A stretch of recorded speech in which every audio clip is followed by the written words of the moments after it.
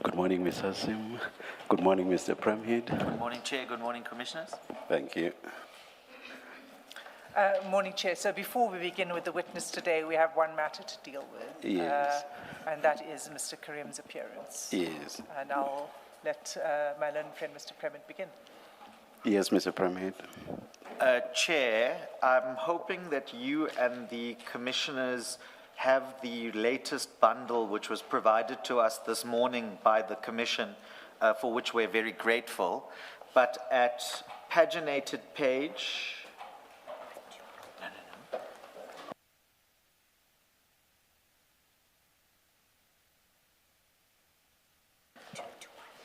paginated page, the correspondence starts at 210, but the medical report in question itself starts at 212. I hope you have it. I'm seeing indications you do have it. I don't want to read bodily or facial expressions. No, the minute you opened your mouth, my colleague, Commissioner Kumalo, said page 212. Okay, perfect. I'm indebted. I'm also not sure if the Commissioners have had a chance to consider the content of the report. I'm seeing indications there have been.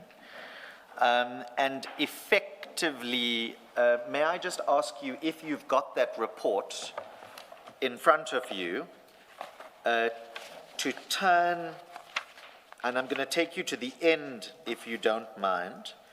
I would take you to paragraph 20 at paginated page 225 of the bundle.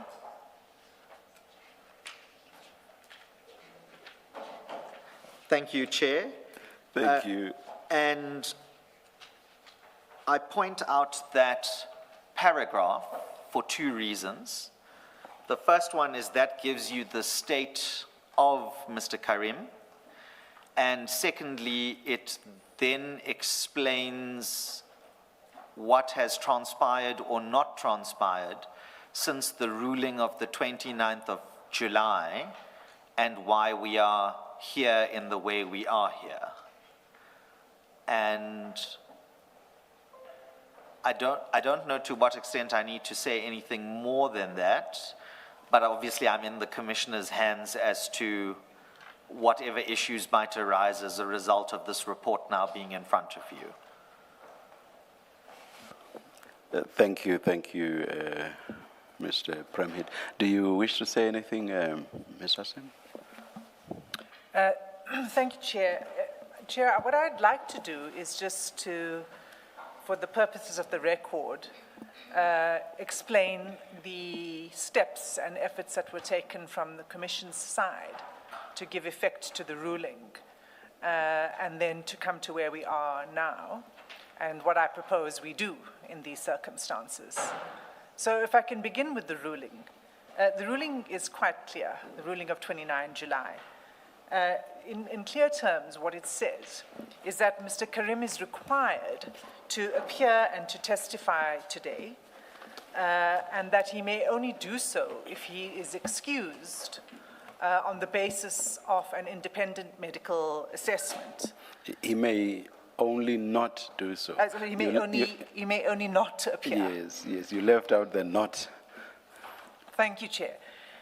So he may only not appear today on the basis of an independent medical assessment, which was to have taken place by the 12th of August. Immediately following the ruling, the evidence leaders took steps to obtain the names of suitable independent specialists who could attend to the task. We provided the name of such a specialist to Mr. Carrim's representatives the day after the ruling, that's the 30th of July. On the 31st of July, we received a response from Mr. Carrim's attorneys saying that they had forwarded that information to the family and to the treating doctor. You'll recall, Chair and Commissioners, that the ruling required that if there is no agreement on the proposal from the evidence leader's side by the 3rd of August that then the president or the chair of the professional association should nominate an independent specialist. So we heard nothing further from Mr. Carrim's attorneys. And so we wrote again on the 3rd of August, the deadline, requesting a response by 10 a.m. on the 4th of August, especially a response as to whether Mr. Carrim has consented to an independent medical evaluation, because we were concerned with putting things in motion and putting people out unnecessarily. We also indicated in that letter of the 3rd of August that if we didn't hear back from them by 10 a.m., that we would then contact the president of the association in order to set things in motion. No response was received on the 4th of August. We approached the president, who nominated a specialist. And we thank the president of that association for responding to the commission's requests with urgency and providing us everything that was required. And we regret if there was any inconvenience caused. The president provided us with the details of the independent specialist. This was communicated to Mr. Carrim's attorneys on the 6th of August. It was only on 12 August that the evidence leaders received the treating doctor's report, the report that Mr. Premad has now referred the commission to. And so the report provides to us, for the first time in this process, a detailed explanation of what is said to have occurred following the ruling on the 29th of July. Whatever may have been occurring between Mr. Carrim and his family and the treating doctors, none of that had been communicated to the evidence leaders while we were attempting to give effect to the ruling.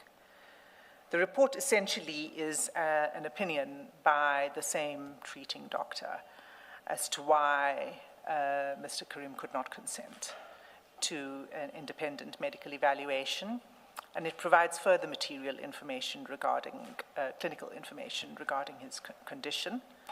Notably, it says nothing about the outings that we referred to in the postponement application, the daily outings by Mr. Carrim. There is reference to the 14 July excursion to Woolworths and to Kauai, but, and that's for the purposes of complaining that it had become public, that it had been made public. Is the answer to that not possibly that that was dealt with within the postponement application, even by the treating doctor?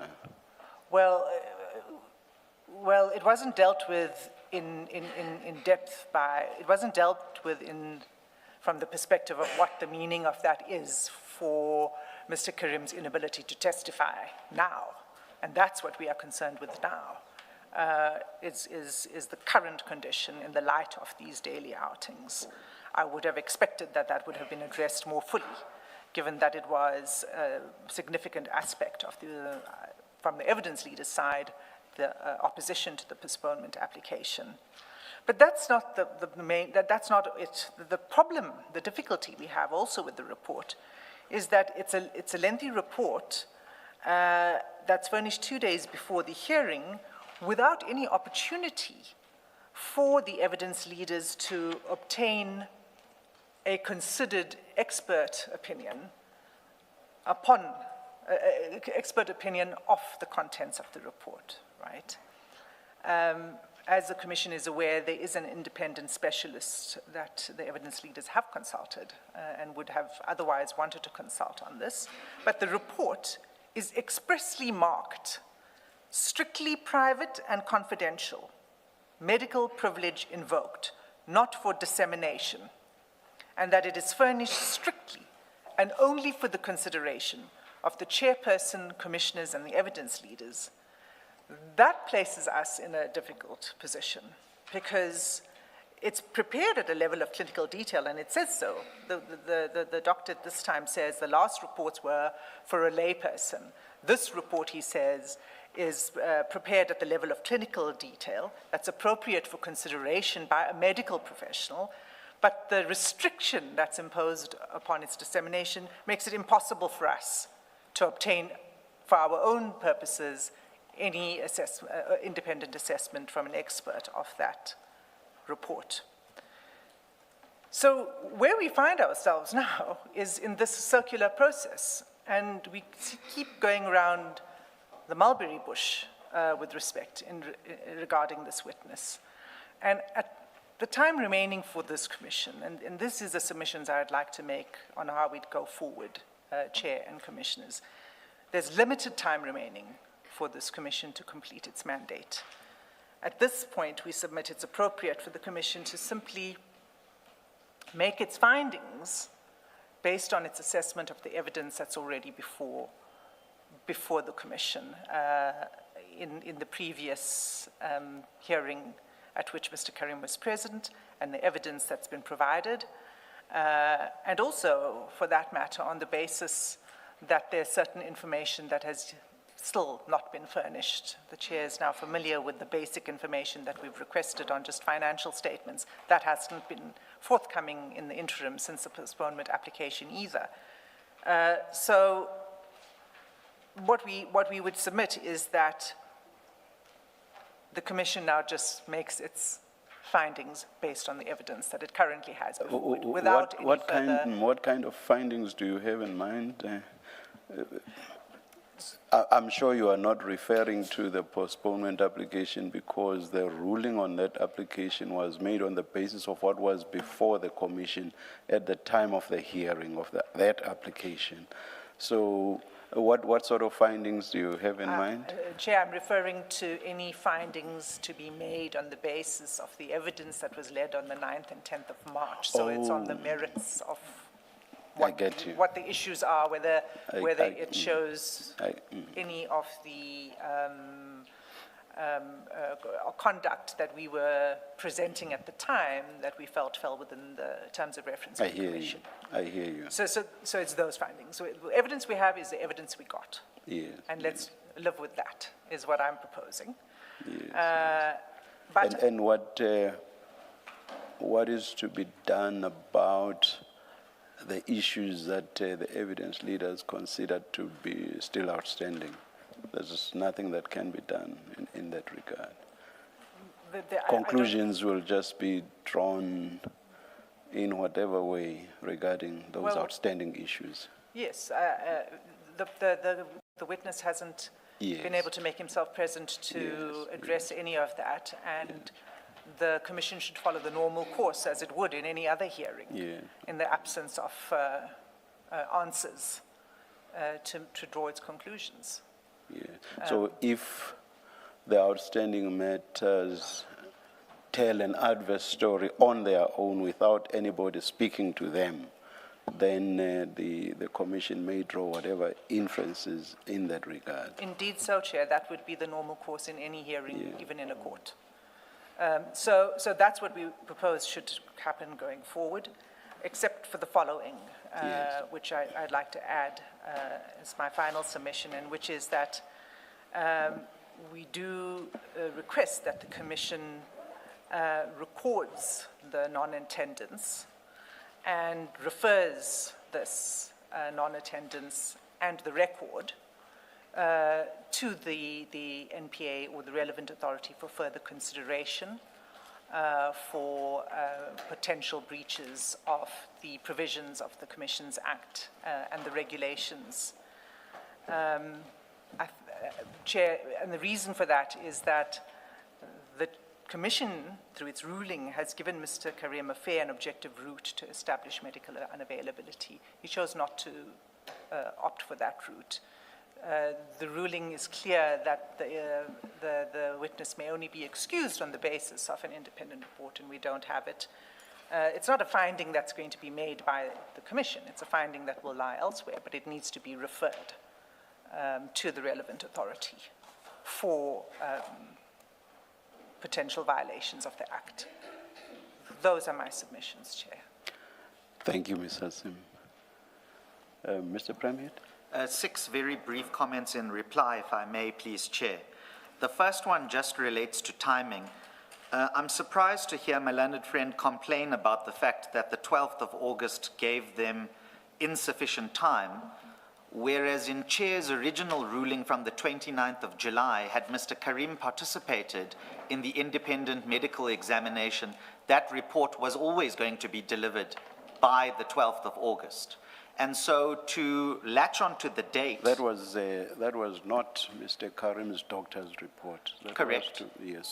Correct. So I don't get your point. The point is simply to say that the 12th of August was always a line in the sand, that the commissioners had itself identified that the status of Mr. Carrim would be known or not known, even flowing from the independent medical exam report. I still don't get the point.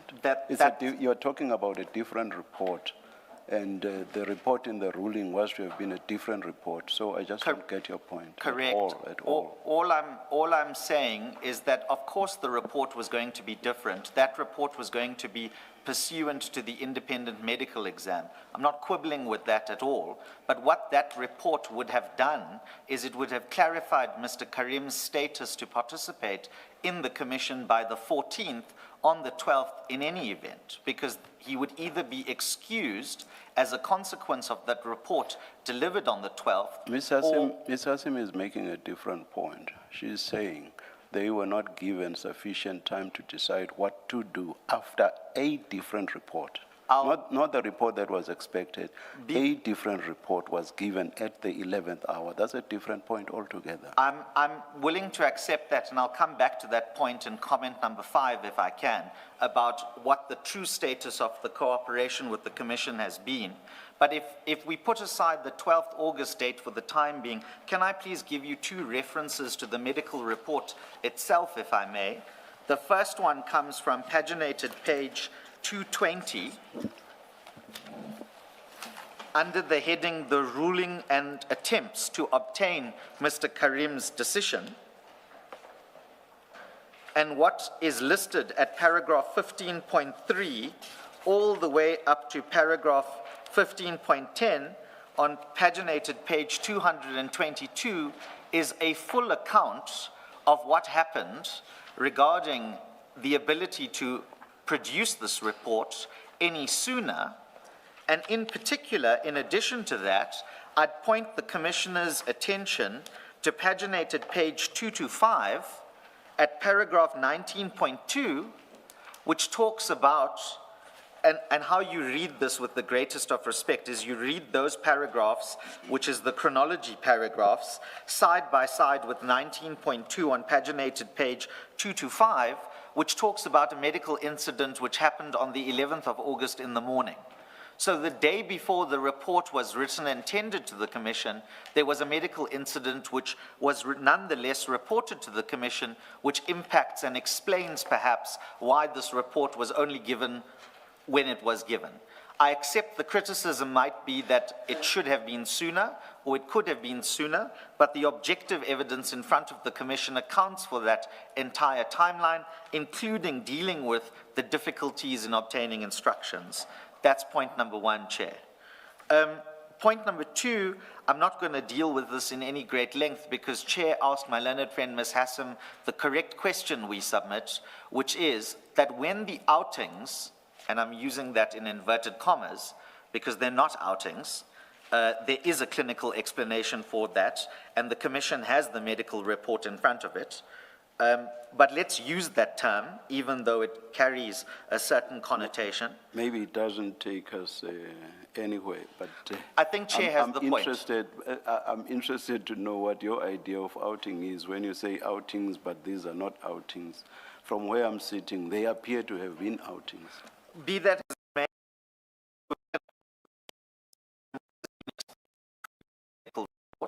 so the point is to put two to say, even if we accept, and I respectfully don't accept, but I accept what Chair posits to me, that they appear to be outings, even if we accept that that's the nomenclature, it's not to look at that in isolation from the medical explanation which has already been provided. That's the first point. The second point is to say, with the greatest of respect, that the criticism, and I'm not sure if it is a direct criticism or it's an indirect criticism, that those outings, in inverted commas, are not being dealt with in the latest medical report, is also because that represents a shifting of the goalpost.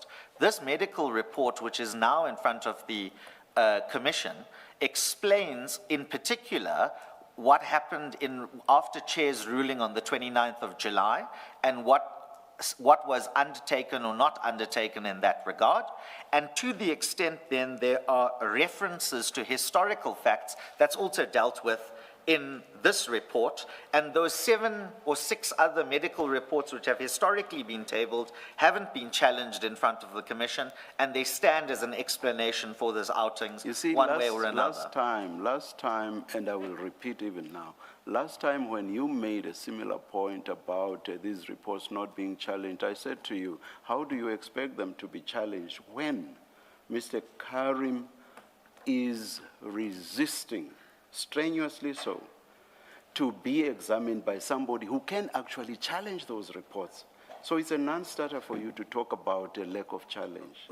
That's Complete non-starter. I respectfully disagree with you for 3 reasons, and this is my third comment.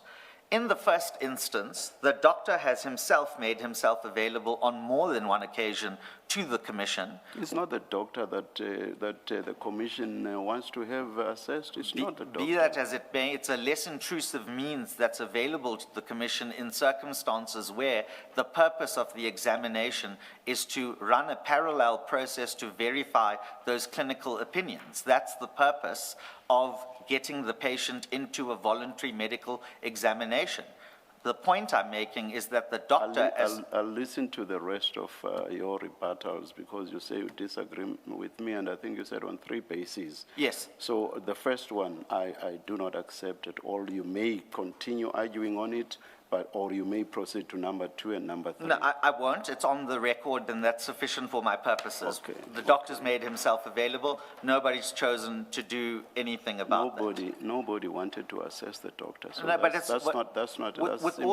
may I finish? I apologize, Chair. That's simply not an answer to my point. With all due respect, though, I think we're speaking cross purposes, because what Chair is saying... We are not. I understand you perfectly, and I'm sure that you too understand me.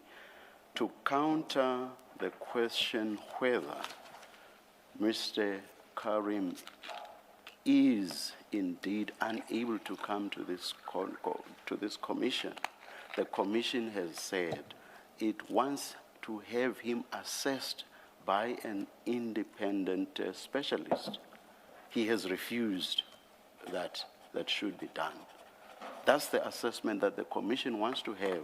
It's not an assessment of Mr. Carrim's specialist. That's a simple point I'm making. Yes. And for Mr. Carrim to offer us his specialist, that does not assist. In fact, that actually takes us to what courts always say, the hired gun principle. Because from where we are sitting, we do not consider Mr. Carrim's doctor to be an objective expert. He is an expert that's closely associated with Mr. Carrim, and who, from where we are sitting, unless we get another opinion, appears to us to be pushing Mr. Carrim's story. So very close to, if not analogous to, what courts have referred to as a hired gun. In this sense, if a court wants to get an objective view, it will want to get someone who is independent, as opposed to someone who's closely associated with the person concerned. And this is exactly what we have here. A medical specialist who has been treating Mr. Carrim for this lengthy period, and who on certain facts appears to have shifted the goalposts. And why do I say so? I say so on the basis of that paragraph that I referred to during the postponement application. In fact, I referred you to more than one. There are the paragraphs where he changes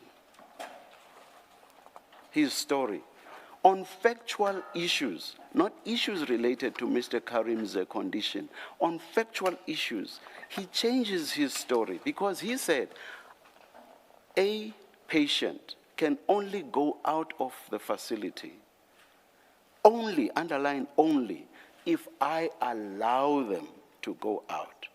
But once we got the Woolworths and the Kauai visits, all of a sudden, the doctor now changes tack and says, oh no, actually, even nurses do allow patients out.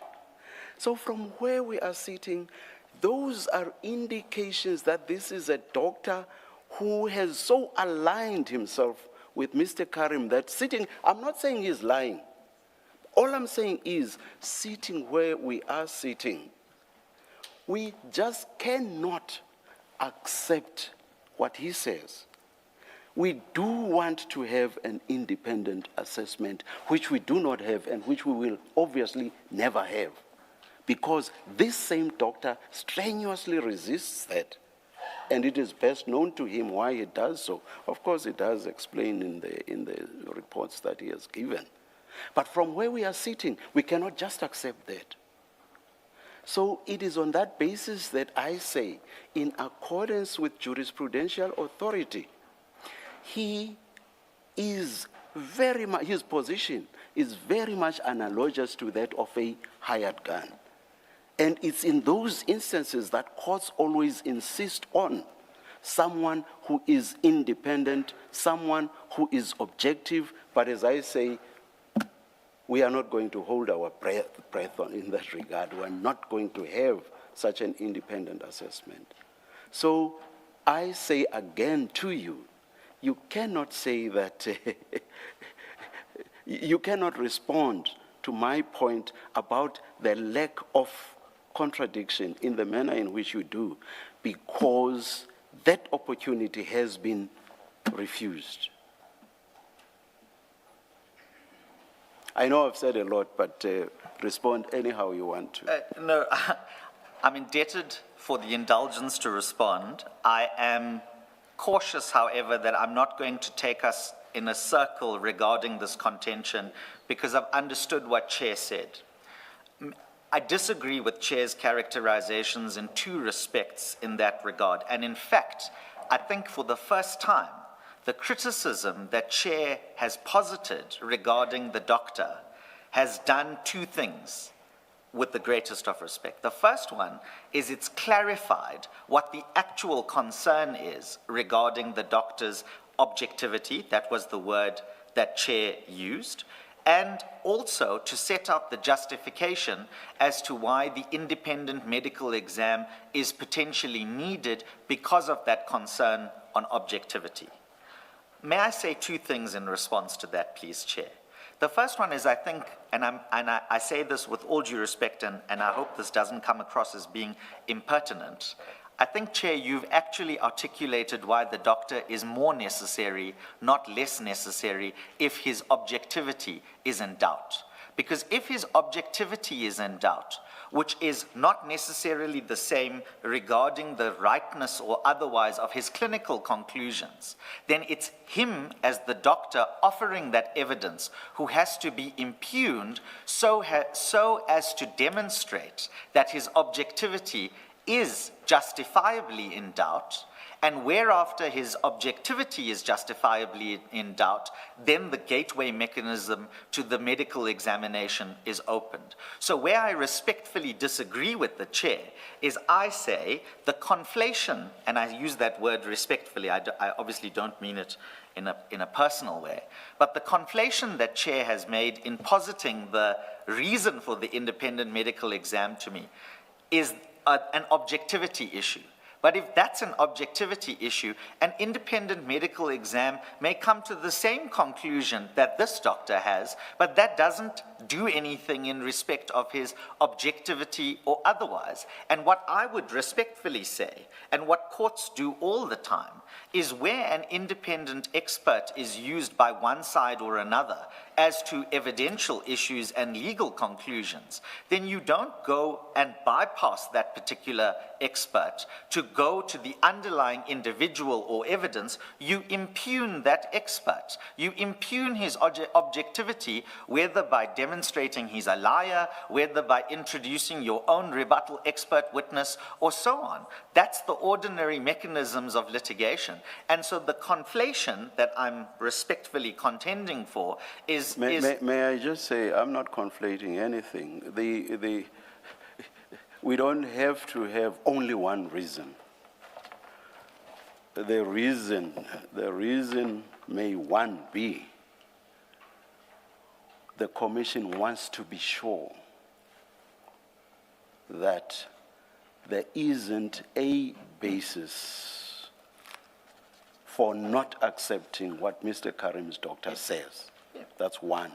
And two, I'm then saying the doctor appears even on factual issues to have so associated with Mr. Carrim's case, let me call it that is additional to the first reason as to why the commission would want to satisfy itself.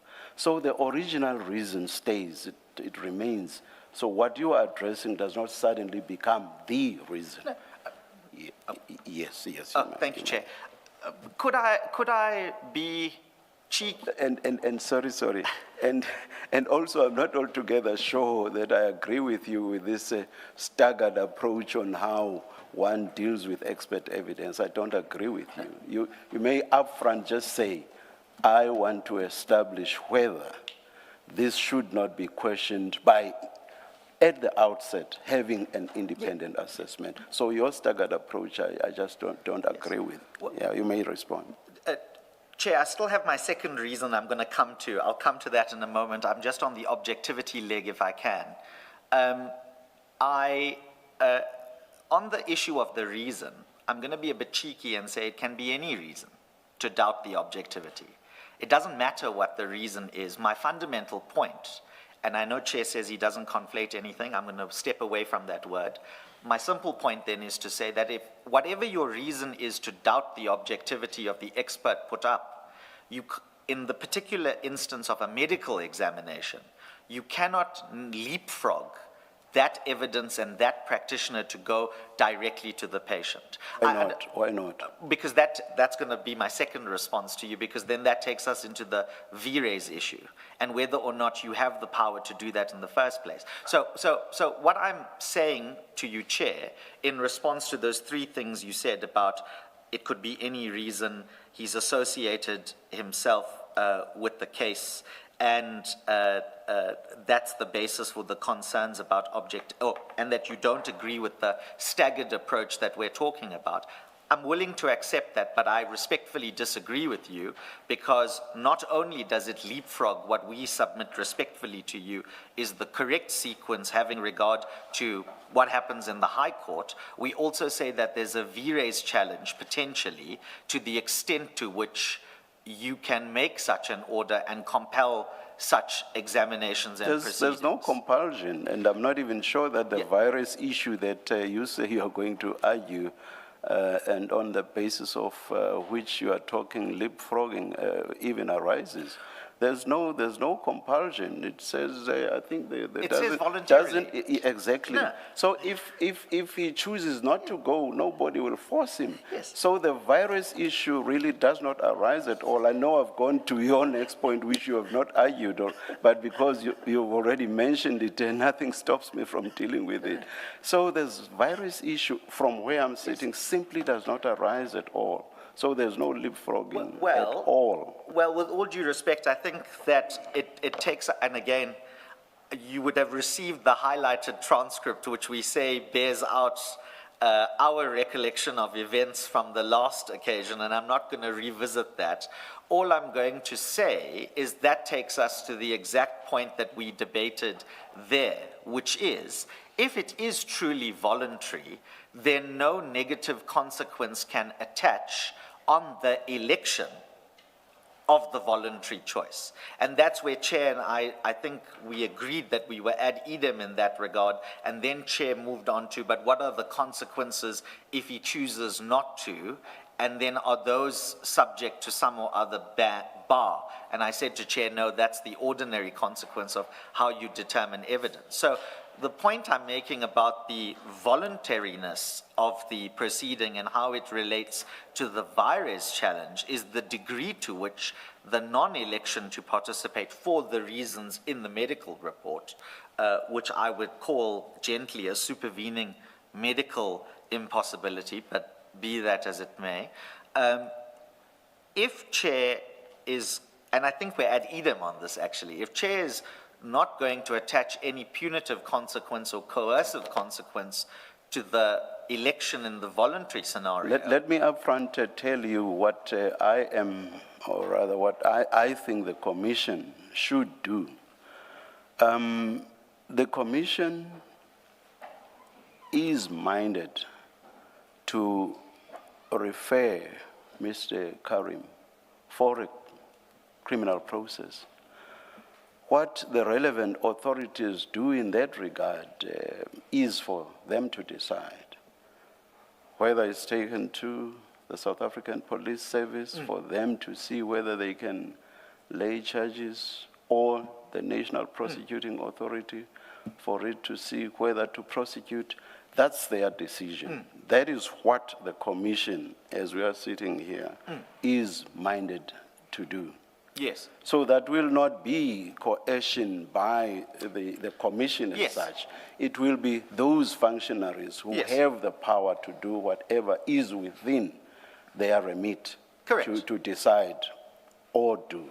Correct. That's what we are minded to do, so that you are not arguing in the dark. Yes. Let me upfront tell you what we are minded to do. No, I'll deal with that. That's my last point, which I'll deal with about any such referral. So I'll come to that if I may.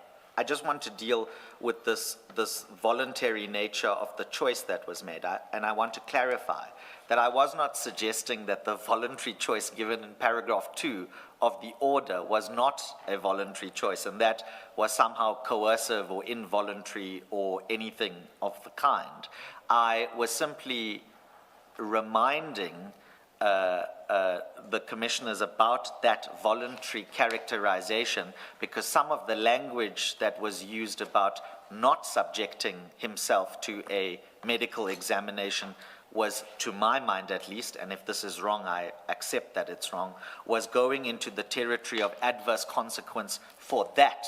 And that's why I was just reminding us about the debate we had about voluntariness. I thought in the end, you and I agreed previously That's the when we point. debated Yes. that point.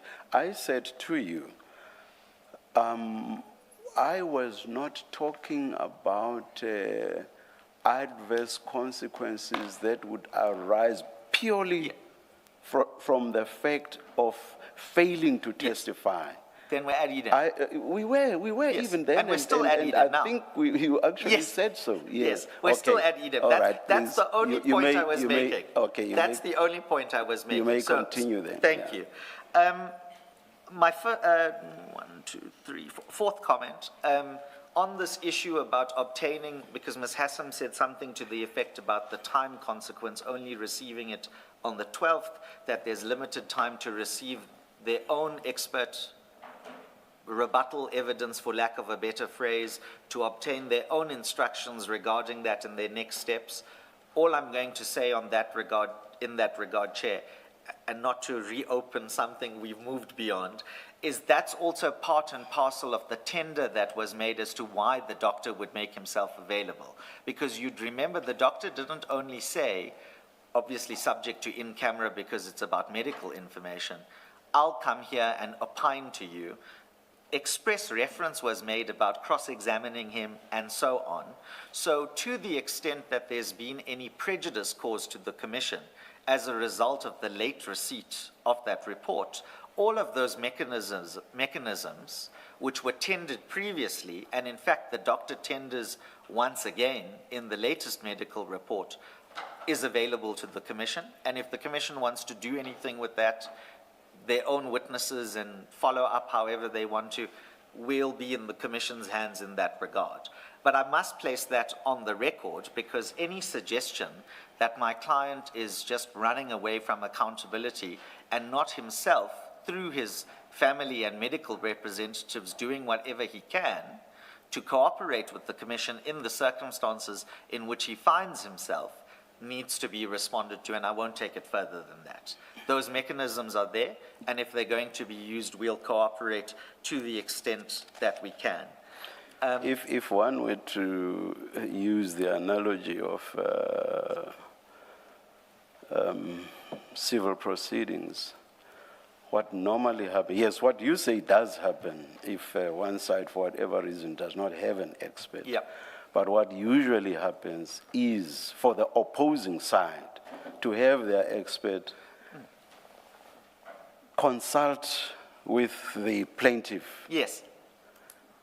And to then prepare their Yes. opposing report. Yes. And then the two experts get called. Yes. So now what we have here, there's resistance to that assessment, and what, I'm the one who should now read and comment on your reaction. Yes, indeed. My shock and horror. Now, what's happening here is, in addition to that resistance, the one doctor offers himself to appear before this commission and to be subjected to whatever questioning.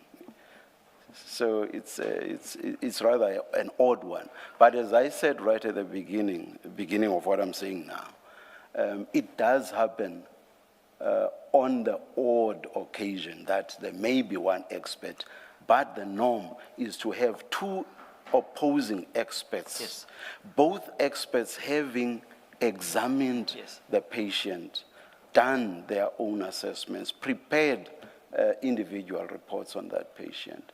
Yeah. Now let's hear you on that reaction. I'm not sure I agree on where you ended, Chair, which is to say that both experts examine the patient and then give the differing rebuttal evidence. And the reason I say that is, obviously, we're not in Rule 36 territory about the assessment of damage from medical injury or whatever the case might be.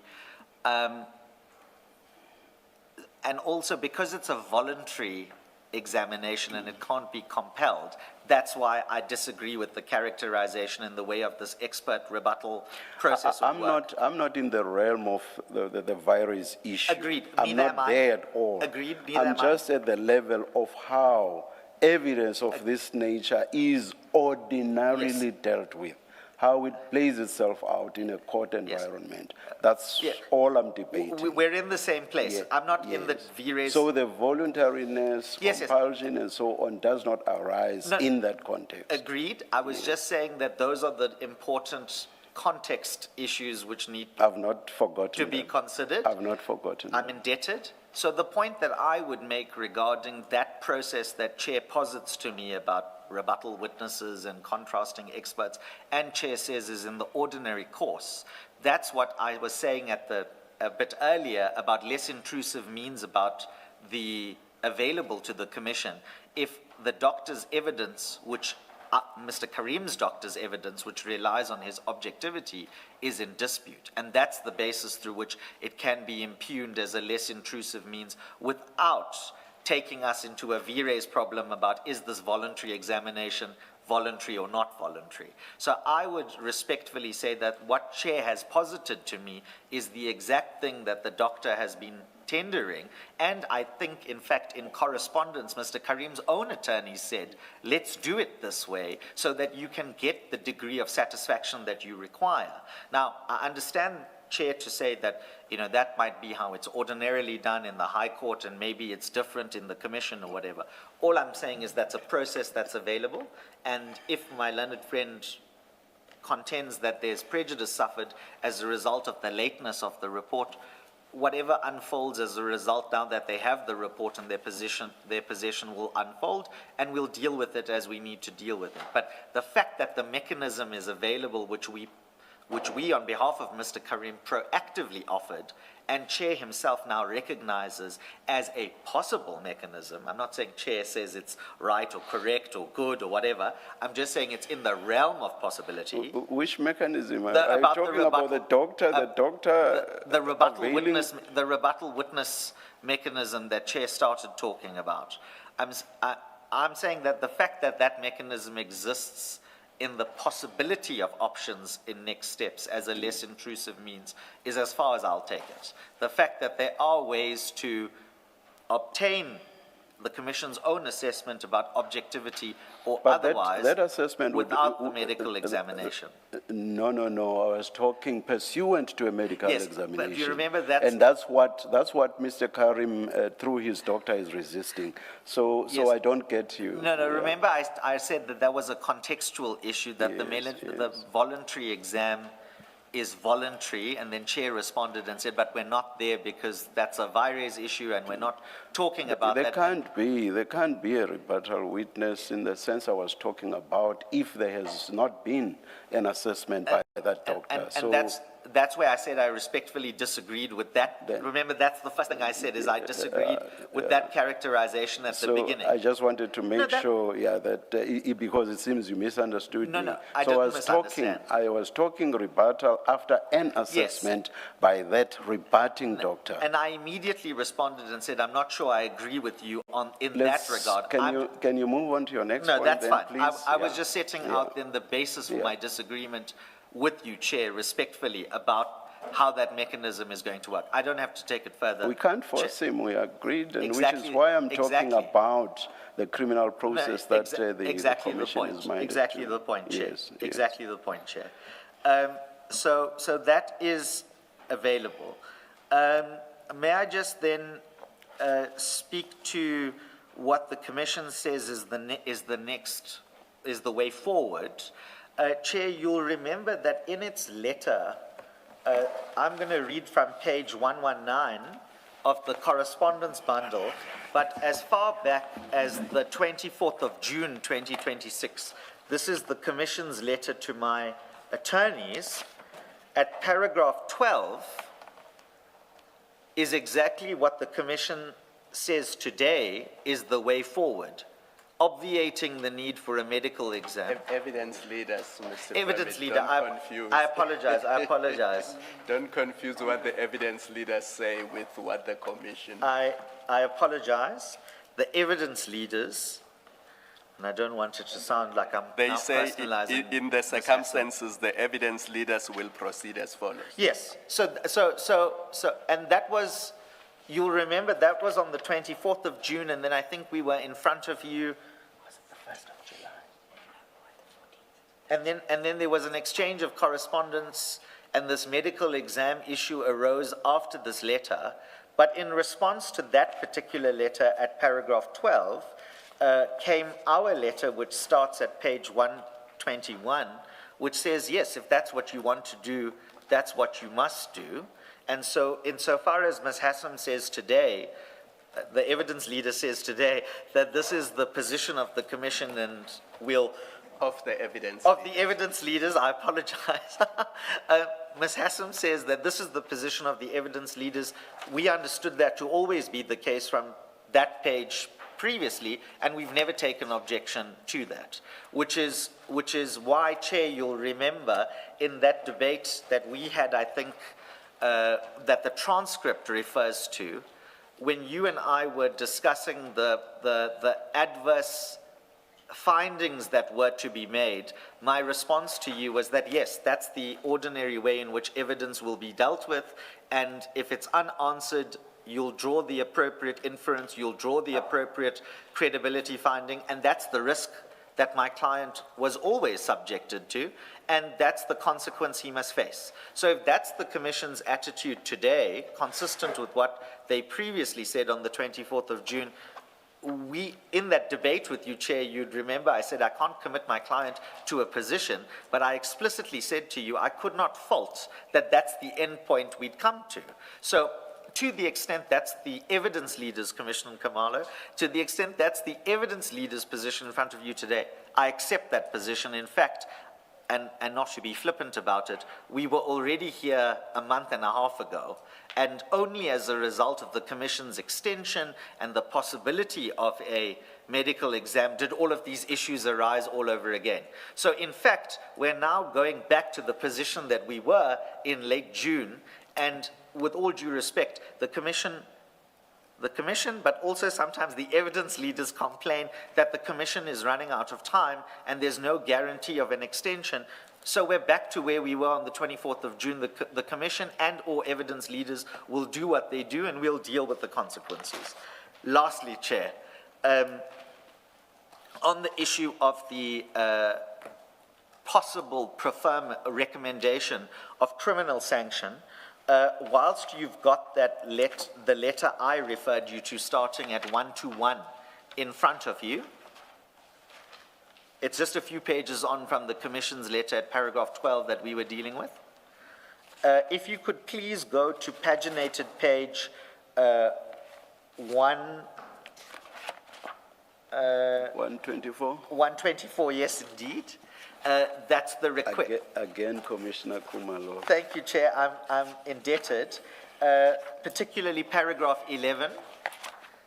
If such a recommendation is going to be made, then on that specific question about whether criminal charges should be recommended or not recommended, all I'll say is that our client, as far back as the 24th of June, asked that if such a referral was going or recommendation was going to be made, that he be given the chance to address specifically that referral decision consistent with authorities like Dupria and so on, and also because that's an Audi issue, we say respectfully, and particularly to place in doubt the question of willfulness and whether or not such criminal charge is competent and viable as against my client. However, sorry, Oh, but apologize. aren't those issues, that is the issues of willfulness and so on, issues that should actually arise before the relevant criminal authorities?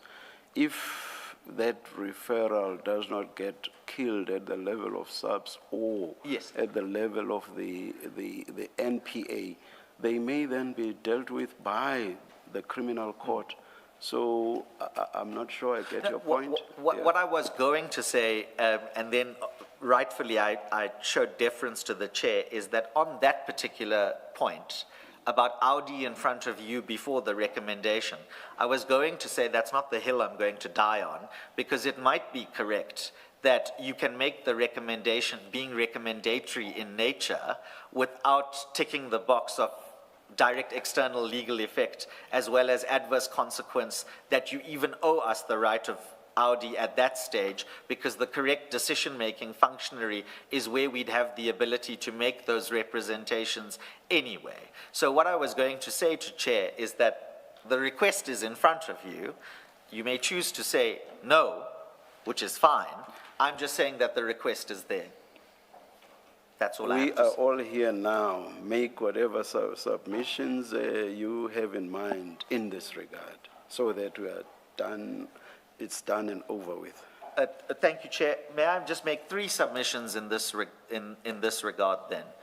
Number one, the test would be willfulness for any such breach or non-compliance. We say that the threshold is not met, having regard to the medical evidence that is in front of you, and which is unchallenged, and I know that that's sensitive territory, so I tread lightly.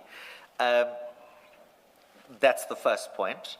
The second point is that the point about that evidence being unchallenged, so to speak, and where non-compliance is as a result of medical advice as a valid and legitimate excuse, is actually something recognized by the foreign authorities that my learned friend Ms. Hassan handed up at the last hearing. you'll remember I was going to do an audit of those authorities, and then Chair intervened and said, no, maybe we can leave those authorities, and we did, and I never went on to those authorities. But can I just give you the single reference to the one authority, please, that is in my learned friend's bundle, and I just want to point it out because I say that that's the second basis upon which we're entitled to utilize that as a valid excuse for non-participation. And if Chair will just bear with me, I now need to find my own papers. Yes, it's the authority of Wandsworth. The full citation is Tainaz versus Wandsworth, square bracket 2002. It's the England and Wales, I think it might be Court of Appeal, EWCA. No, it's the Administrative Court, I apologize. EWCA Civil Division 1040. At the bundle that was given to you by my learned friends, you'll please look at paragraph 21, where the conclusion reached by the court in that regard is that where a litigant was unable to attend through no fault of his own must usually be accommodated, however inconvenient, and then goes on to say it would be absurd to criticize a litigant for not attending to give evidence on his condition when the doctor has advised him that on medical grounds he should not attend. That's at paragraph 25 of that same authority, and in the paginated bundle you'll find it between paginated pages 31 and 33 of that bundle. So that's the second reason, Chair, that there's authority to say that there is a valid exculpatory reason which has been given. And the third one, Chair, is to say that, and I don't want to rehearse this argument, is that rather than recommendation which is a punitive, and I use this word guardedly, but which is potentially punitive to obtain a particular outcome, is he well or is he not well, as on the back of not complying or not attending, there are less intrusive means available, and that a criminal recommendation in the circumstances is the most extreme option available, and that the Commission can still, and if the Commission does that, and I hope I'm using Commission in the right sense now, Commissioner Khumalo, if the Commission does that, it almost brings that line of inquiry to an end because it passes it over to a different functionary. But that if the Commission and the evidence leaders was interested in continuing this line of inquiry to establish what is or is not the case, then less intrusive means are available. So at a broad level, those would be the tenor of our submission, subject to specifics, but I appreciate the Chair's affording me an opportunity to highlight that all the same. Two related issues. One, is laying a charge a recommendation in the sense in which you've referred to? And two, is laying a criminal charge something that would implicate the Audi rights at all? This is just laying a criminal charge. And ordinarily, the Audi rights would be implicated in a situation, or would arise in a situation where a decision is taken. I know you will say, well, laying a criminal charge is preceded by a decision to lay the criminal charge. I'm happy that you are shaking your head and that you are not going to say that. I'm happy to hear that. So one is laying a criminal charge a recommendation in the sense in which you use that word, and two is laying a charge, or does laying a charge implicate Audi rights at all? Why I shake my head is because I think it depends on the underlying conduct. So if there's a recommendation for the preferment of charges, so in other words, you, Chair, in your capacity as Chair, write to the SAPS, whoever the relevant police station would be, and say, we recommend that you open a case for an offence of the Commissions Act, then I would say that is where the territory is of Audi because of the I don't see why the letter would say a recommendation is being made. Someone would just go to a charge office or write to the police and say, a charge of ABCD is being laid. So that's laying a charge. Yes. It's not recommending that No, a charge. yes. And then it's for subs to investigate or look at the information given and then saying, because of the authorities that Mr. Premhid referred to, there is no case whatsoever here, and therefore they refuse Yes. they do not even take that docket to the NPA. NPA. No, that's why I'm saying it depends on the underlying conduct. If you are the complainant going to the, and I say you, I mean obviously ex officio in your capacity as the chair, or the secretary perhaps, because I understand that the secretary is the hand through which a lot of the operations of the commission unfold. So I'm going to refer to the secretary. If the secretary is herself, in her ex officio capacity, the complainant at the police station, then that's why I was saying it depends on the form of the conduct. Then I don't think I could have an Audi objection, because that's as good as, and now I'm going to abuse Ms. Matlingwane's name next to me, that's as good as if I went to the police station and laid a charge against Ms. Matlingwane for intimidation, which is probably coming very soon. She's a very good junior. But I don't owe her a right of Audi. I accept that. That's why I was saying, however, if the secretary is going to write to the SAPS to say, I am recommending that you SAPS charge Ms. Matlingwane with intimidation, and that flows from an ex officio capacity. Let me right away say, if what I said the commission is minded to do does eventuate, it will not take the form of a recommendation. The commission will just lay a charge. Yes, so I think we should just step off this idea of a recommendation. No, correct. And let's move on. Yes, on the because basis that will not eventuate. Yes, because that also takes me to my original point, which was to say this might not even be the hill for me to die on, because it might be appropriate that any such Audi right is not given effect to in front of you, per se, but then in front of either the SAPS or the DPP or whomever, as you ordinarily have the right to make representations to the DPP before any such case commences. So I don't think we are disagreeing with each other. I was only responding to the question Chair posited to me, which was what's the difference and what are the consequences between a recommendation per se and the laying of a charge, and I was trying to engage how the Audi rights get implicated. Yes. But because Chair has now said to me that if it is to eventuate, it's not going to take the form of a recommendation, the Audi issue is irrelevant with all due respect, because I think we've come to a consensus that if there's an Audi in the context of the laying of the charge, that must happen elsewhere, not in front of you. But I'm sure we are agreed that you've made all your submissions. Yes, absolutely. So that you don't say, but Chair, you said, are Audi rights implicated at all? And that is you. No.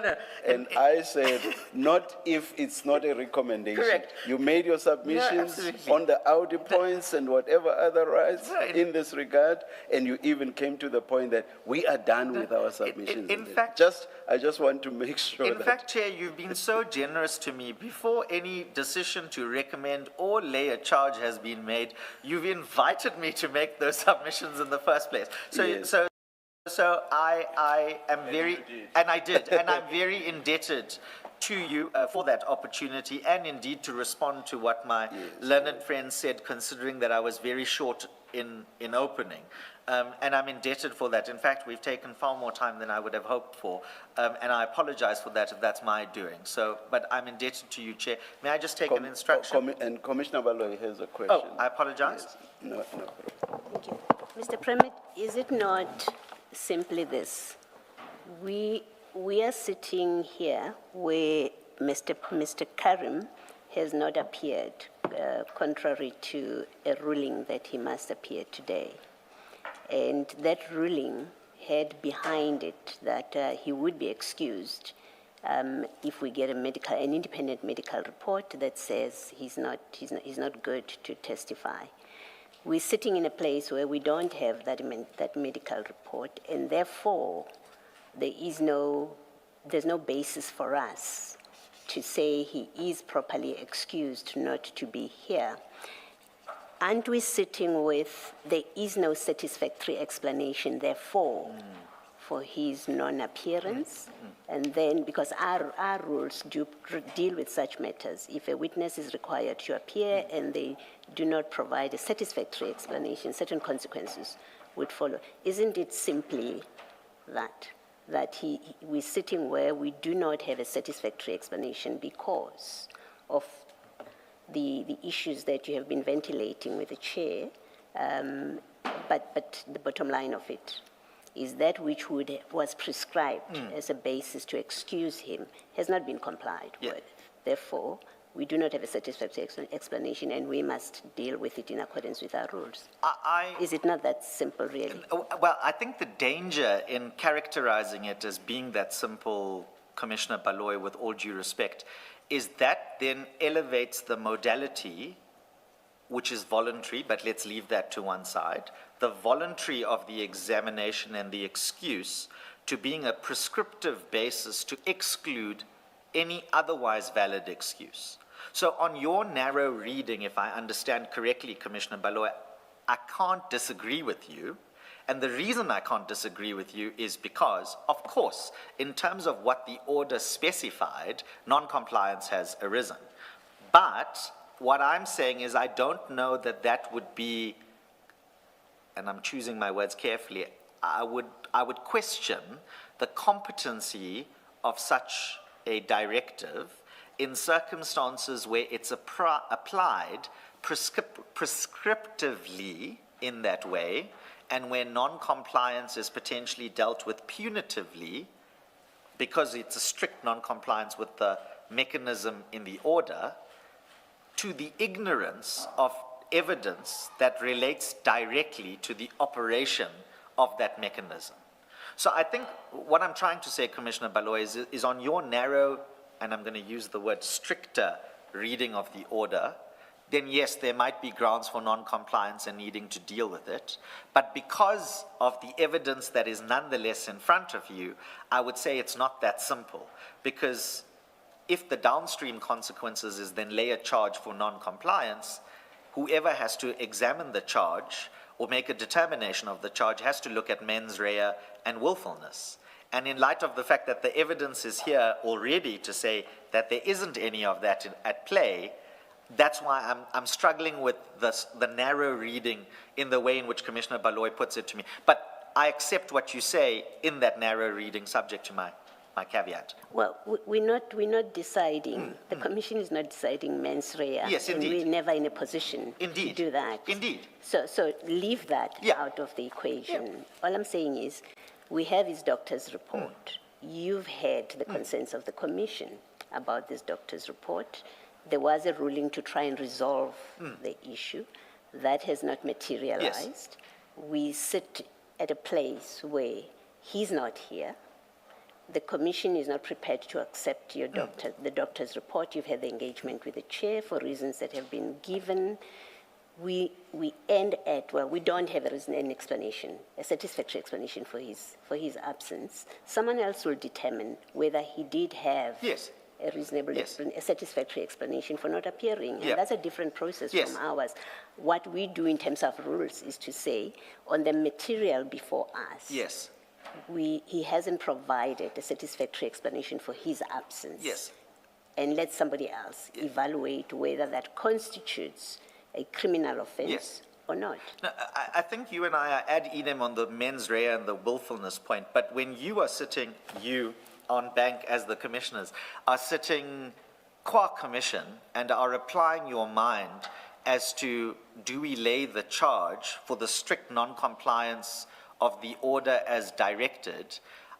All I'm saying is that one of the factors you'll have to take into consideration as to whether or not to lay the charge is that there is evidence in front of you that suggests that a charge may be inappropriate for the reasons contained in the medical report.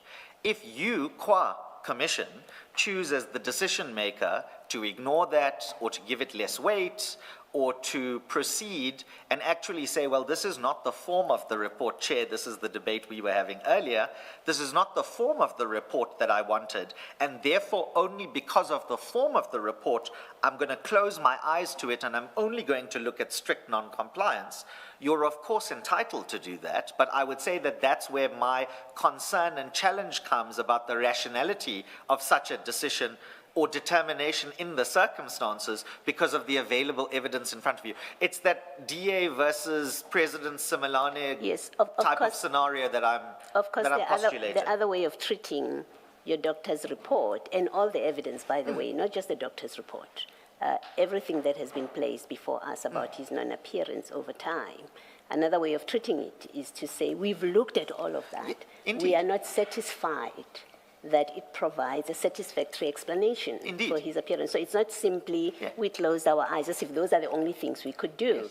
Is to look at all the material and say, on all of this, we are not satisfied that there is a satisfactory explanation for his absence. Yes. And on that basis, we refer. Yes, well, I think, Commissioner Baloy, if that's what the Commission does, though, because then all the evidence is being considered in the basket of factors, shall we say, before the charge is laid or not laid, then that's procedural rationality met. It means that you follow the correct evidential consideration decision-making process. And I don't disagree with that. A question of substantive rationality. Trust us to do that. Yes, no, I've never not trusted you to do that at all. All I'm saying is that procedural rationality might then be met. There could still be the question of substantive rationality, but I understand we're not debating that today or in front of you. All I'm agreeing with you on, I hope, is to say that, yes, there is the strict way of interpreting it,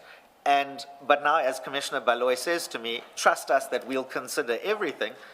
Well, that's the safeguard procedural rationality that all I could ask for, subject to any other review grounds that may arise, so to speak.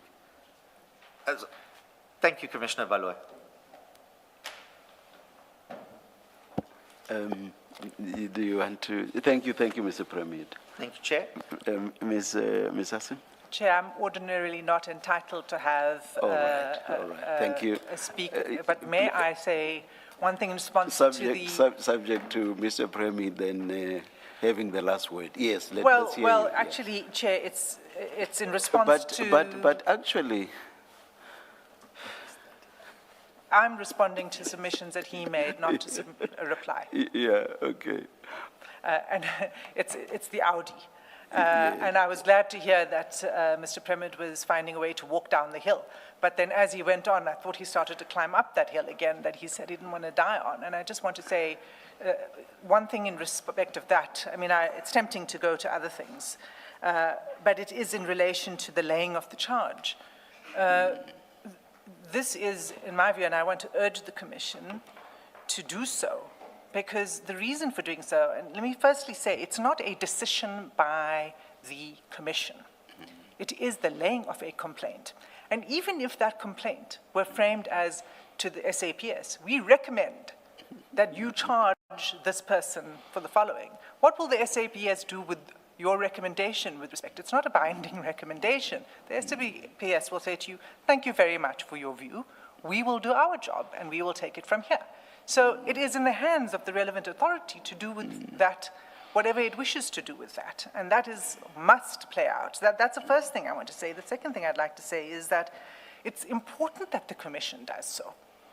Because not only does the Commission have the power to regulate its own processes, it has a duty to protect its processes. And it's important for the protection of this Commission's processes that takes place.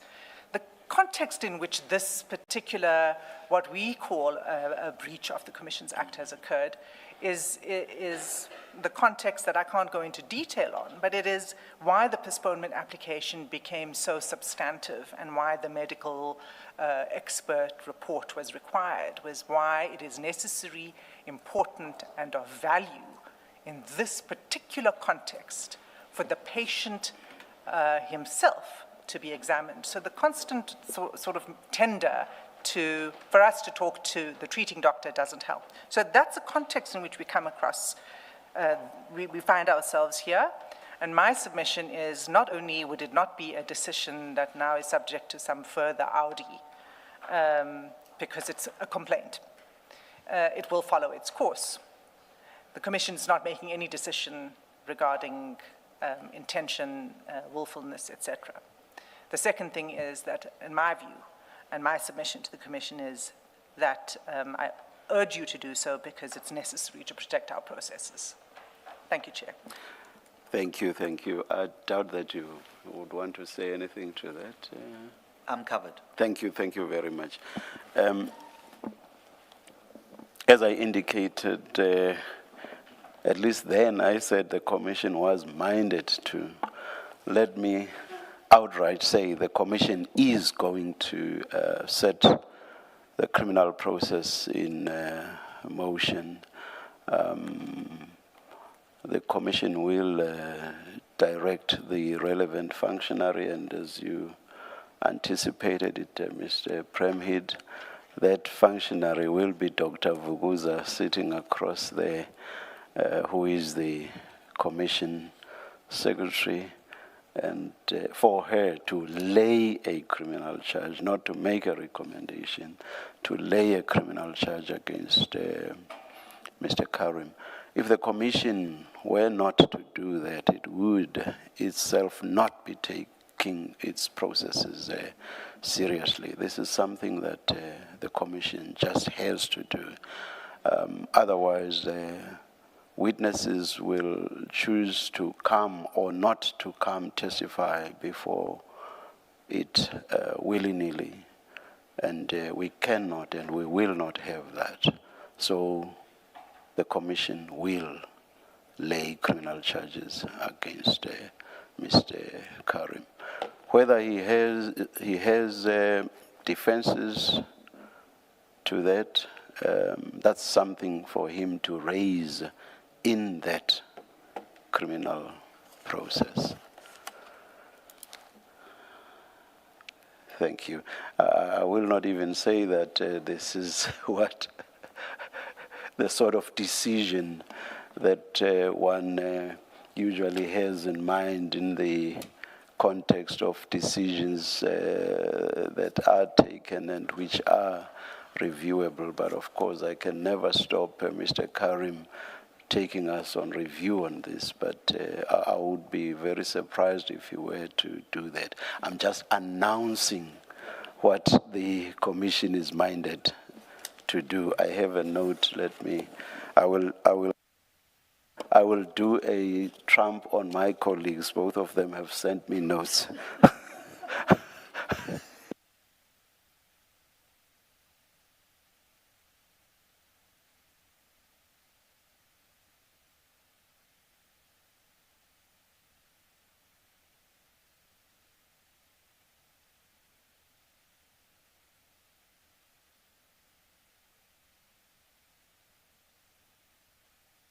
Oh, two issues. One is that's the end of the road insofar as us having Mr. Carrim before us. That's it.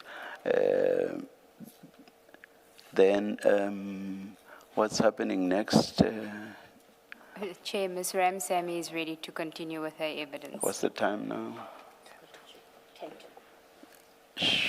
Let's yes, we are about 20 past.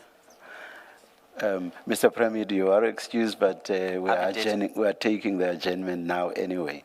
Thank you, Chair. Ms. Carrim, you two are excused. Passive. I'm very sorry. You You must object, yes.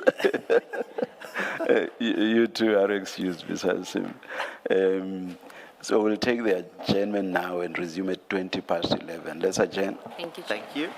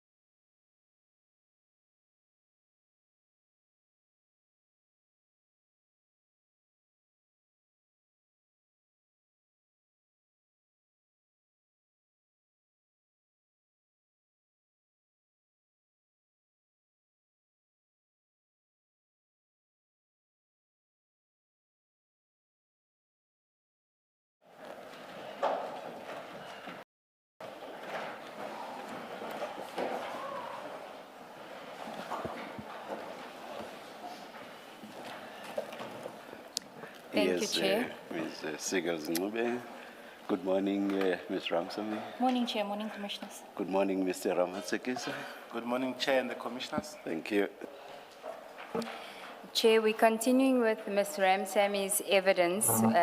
If memory serves me, when we left off, we were still on page 18 of her statement, supplementary statement, and she was dealing with the aspect of a meeting where reference was made to General Matlow on the 27th of May, but in her statement, she was still busy with the authorization of the Medicare 24 investigation.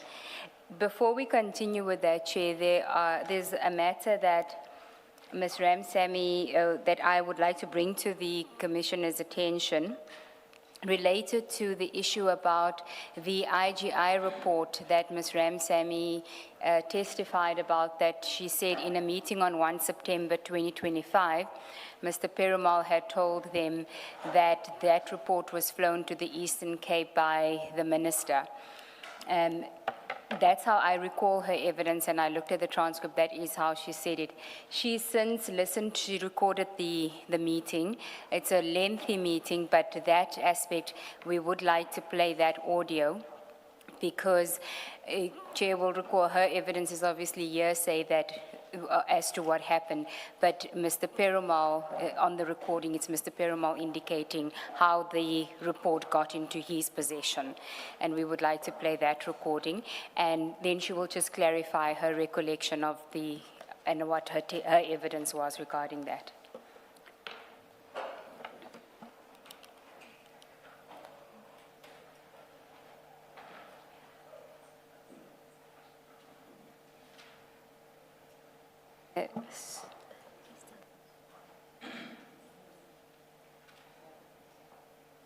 There's two recordings that will be played. The one is just in respect of Mr. Perumal. That audio is fine. We think you'll be able to hear it without the headsets.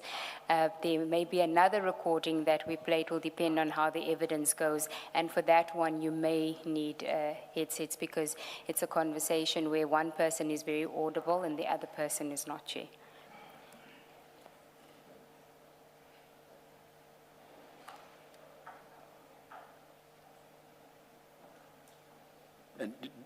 And do we have the headsets for council? We don't need the headsets now, Chair. No. Oh, should we? When we get to that point, are there any in front of you, Mr. Ramatsekisa? None. None yet. If we do play the recording, Chair, we'll make arrangements, yes.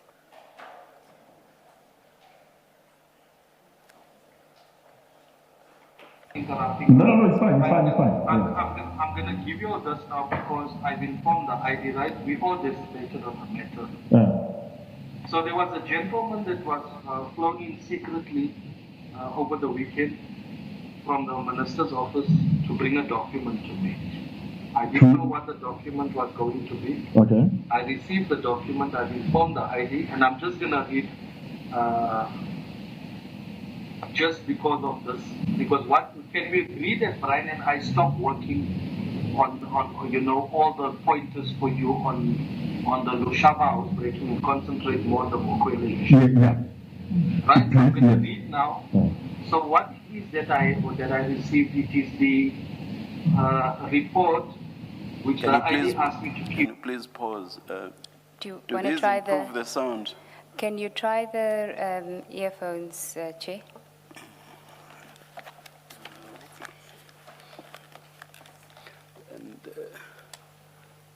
Chair, in the meantime, on this one, we can follow. Oh, okay. Yeah, maybe the next one, that's when we can.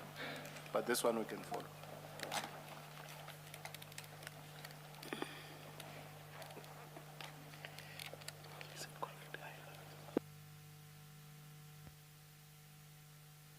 Can we please start from? Interrupting. No, it's fine. Yeah. I'm going to give you all this now because I've informed the ID, right? We all decided on the matter. Yeah. So there was a gentleman that was flown in secretly over the weekend from the minister's office to bring a document to me.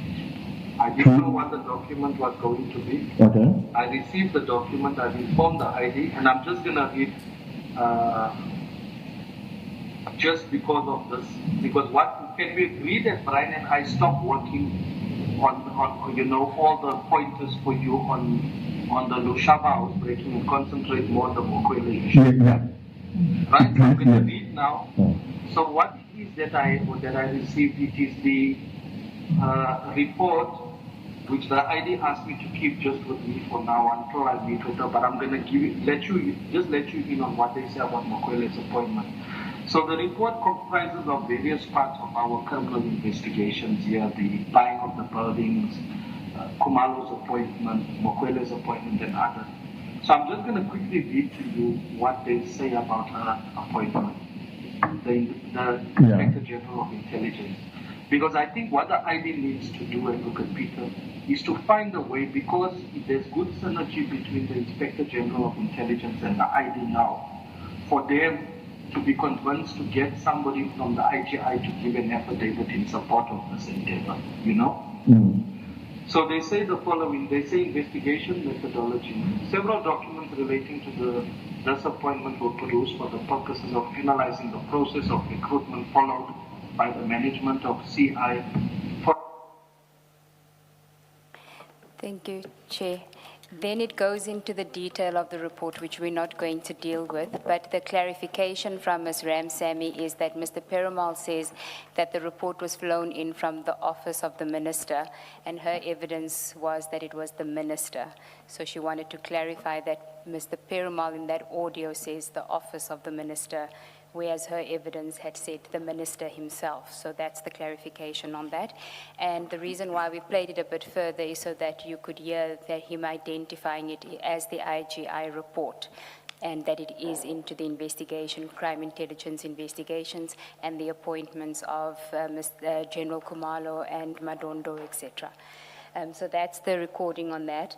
And then I would like to ask Ms. Ramsamy one or two questions from that recording.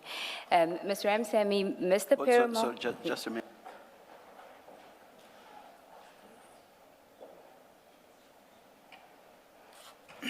Is Ms. Ramsamy going to identify the That's voices what I was for going us? to ask her, All right, yes. thank you. To identify the voice of the gentleman that is speaking about the report being flown by the Minister's office to Eastern Cape. Or perhaps let me say this, there's the louder voice and then there's a softer voice. The louder voice is Advocate Surunye, and the softer voice that is speaking about the IGI report is Mr. Perumal. And the setting was that it was the 1 September 2025 meeting that was called by the ID, Advocate Johnson, to, as you say, convince Mr. Serunye about the merits of the Operation Diversion matters after his email that he had sent in August, or one of 3 emails that he had sent, where he questioned the merits of the cases. Correct. Okay, and it is during the course of that meeting that Mr. Perumal then brings up this issue about having been given this report. Yes, it Okay, is. and ways in which they were going to attempt to get the report into part of your investigation in a lawful way, to do an affidavit from the IG's office. Correct. That is. And then he says something about the ID and the IGI's office now have a good relationship, or something to that effect, on good terms now. Do you know why he was referring to as on good terms now? And this would have been September 2025. My understanding of that statement was that Advocate J. Govender had retired from the IGI office. And Advocate Govender is a stickler to the rules. She does not bypass the rules, neither does she hold back on her words. So my understanding from that is that because the person that was providing the legal advice to the IGI to not break procedure and what is legislated had gone on early retirement. And now they had a better relationship, so now you could get the report, when previously, when I think you had even reported to the ID that you had a fruitless meeting with the IGI with Govender in Correct. January. Yes, correct. So now, with Govender being gone, there would now be a better relationship between the ID and the IGI. Okay. And then if I understand it, Mr. Perumal, it was a Teams meeting and Mr. Perumal was in the Eastern Cape at the time. Correct. Mr. Perumal was in the Eastern Cape and Mr. Padiachi had logged on from KwaZulu-Natal. It was myself, Advocate Schlatzwayo and Advocate Sarunya that was sitting in the boardroom. We were using my laptop. And initially the Advocate Johnson was also in the meeting. Advocate Johnson called for the meeting. She had spoken extensively, as I had testified, about how Advocate Sarunya needs to understand what these cases are and that Mr. Perumal and Mr. Padiachi were going to explain it to the prosecutors, and that she had said that it is state capture. This investigation falls under the mandate because it is state capture. Okay. Then can we, unless there's any questions flowing from that, we can go back to your statement. Page 18 of your supplementary statement. Paragraph 38. I think let's start from 37. From the file was encrypted. That was the IGI report, which was being used as a basis for the Section 28(1) authorization. So you can start from there after Advocate Johnson gave me the password. It's not the IGI report that we refer to here. It's No, the preliminary report, my yeah. apologies, yes. The file name of the report had a date of 30 January 2025, but I do not know when it was given to IDAC by General Matlo. The file was encrypted and Advocate Shabalala could not remember the password. I responded to Advocate Johnson that I could not access the report because of the encryption. Thereafter, Advocate Johnson gave me the password. It is clear from the email that Advocate Johnson wanted to authorize the report by Friday, 16 May 2025. I did not understand the urgency. If there was a preliminary audit report dealing with the matter, I did not understand why Advocate Johnson needed to urgently authorize the investigation and even bypass the Section 2813 process. I can only speculate that General Matlo must have informed Advocate Johnson that General Masemola had intended to cancel the Medicare 24 contract and that he would do so soon, which may undermine any allegations that he failed to act. But this is only speculation. And you say that now, but that wasn't what you suspected at the time. You didn't know that that was or you didn't have that suspicion at the time. No, it's only after hearing all the evidence. Okay. From where you started reading, you say to authorize the report by Friday. I take it you mean the investigation. Where you started? Yes. Yes. Okay. Yes, thank you, Commissioner. And if we can just go to that email again, in fact, Advocate Johnson wanted it finalized by the Thursday, so file 10285.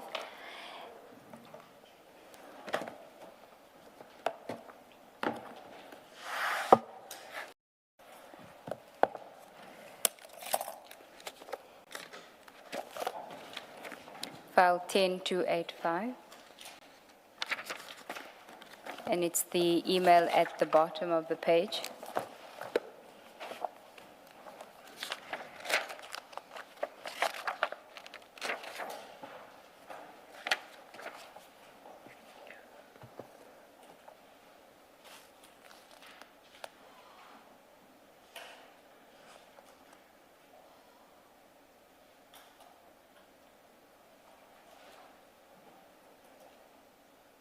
Okay. What I want to highlight is, again, the date of the email, which is the 13th of May. And then the second paragraph where Advocate Johnson says, General Matlo contacted me and I want to authorize by Thursday.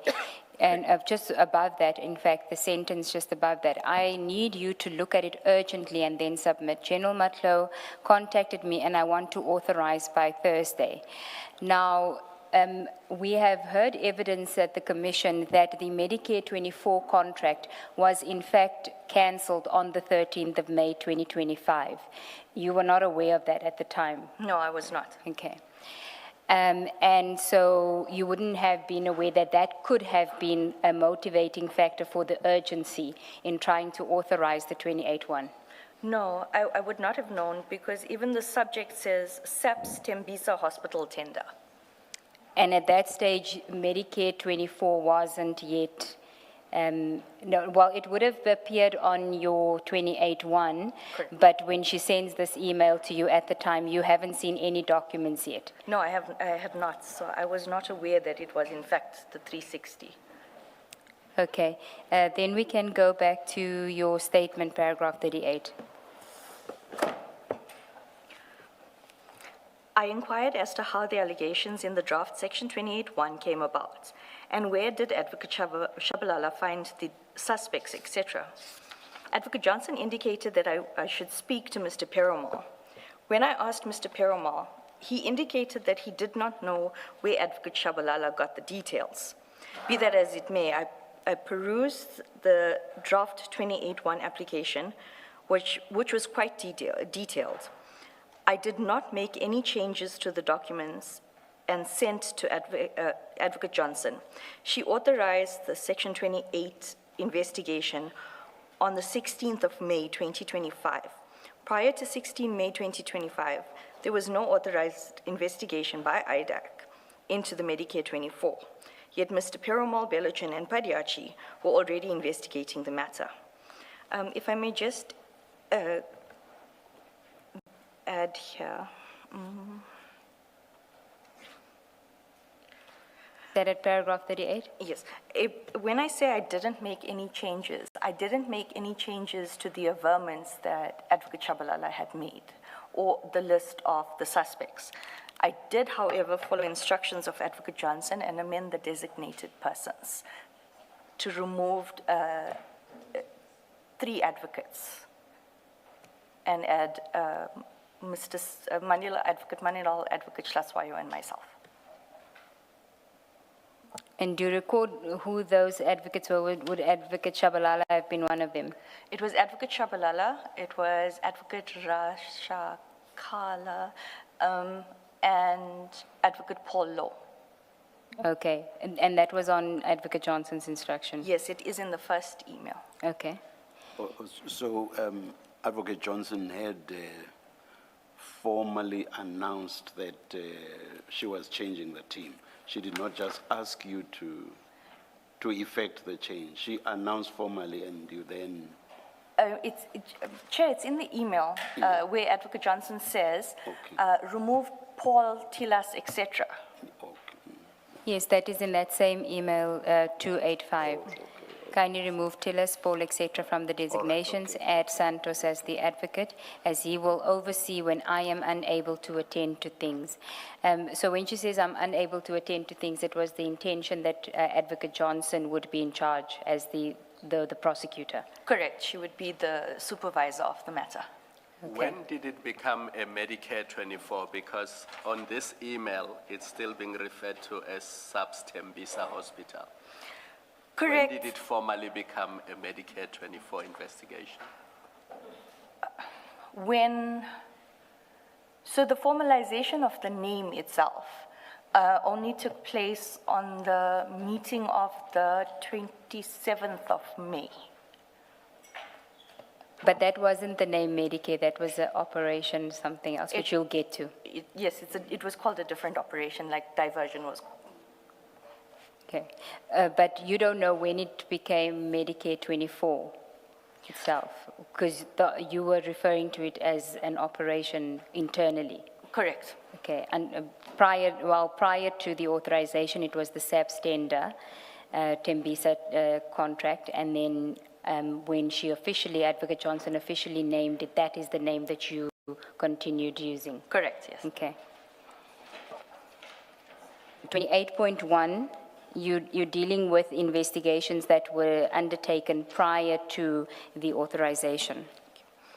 Mr. Perumal received the 30 January 2025 preliminary report from General Matlow before the Section 28(1) authorization. Advocate Johnson was communicating with General Matlow about the matter before the 28(1) the Section 28(1) was authorized, but more importantly, before there was a Section 27 referral affidavit. It may be that Section 28 entitles Advocate Johnson to conduct the investigation with or without a Section 27 referral. But Advocate Johnson testified before the ad hoc committee that the investigation emanated from a Section 27 referral affidavit with supporting documents, which was referred to IDAC on the 16th of February 2025. I have not seen such a referral, and as far as I am aware, Advocate Johnson has not produced that referral before the ad hoc and this commission. The investigation must still be authorized, even if it does not emanate from a Section 27 referral. The investigation was only authorized, if one can even call it that, on the 16th of May 2025. Continue. The Section 27 referral affidavit relied on by Advocate Johnson during her evidence before the commission is an affidavit by General Matlo commissioned in June 2025, after the Section 28(1) authorization. And that is the document that we looked at the last time on page 2985 of the bundle. Correct. We won't go there again. Continue. Thank you. As stated above, I have seen the affidavit of Lieutenant Colonel Khumalo regarding Mr. Perumal's request for the data on Mr. Matlala's devices on the 30th of May 2025. I can confirm that around that time of the irregular Section 28(1) authorization, May 2025, there was a lot of hubbub about the need to get Mr. Matlala's devices as soon as possible. Initially, Mr. Perumal, Belochin, and Advocate Johnson wanted to collect the devices from the PKTT, and I indicated that you cannot go and collect someone else's exhibits. You have to go and serve a subpoena on Mr. Matlala and subpoena on the current possessor, being the PKTT, or whichever SAPS unit had the devices, and then go with a service provider or a person who is in the IT, is an IT expert that is accepted in terms of the Cybercrimes Act, and mirror image those devices. This seems to be what was then ultimately done on the 30th of May 2025. I am still unclear as to what Section 28(1) was used to gain access to the devices because there is now a backdated 30 May 2025 authorization in respect of the Mokwela matter and an irregular authorization in respect of the Medicare matter dated 16 May 2025. At this stage, I was exasperated and fed up with the whole situation.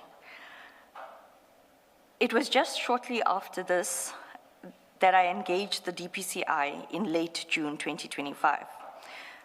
There was once again no supervision on this matter at DDPP level. Everything was going through Advocate Johnson in consultation with Mr. Perumal. Even though there was a DPP, Advocate Manilal, who had been briefed, he had no knowledge of what was happening, and the project was still being run out of Advocate Johnson's office. And then before you go to the next paragraph, if I could take you to file 10, page 328, because you don't deal with this in your statement.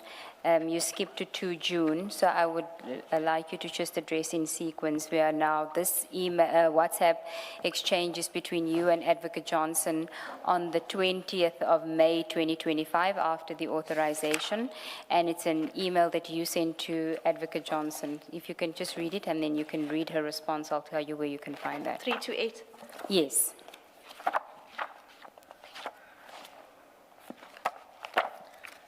Of file 10.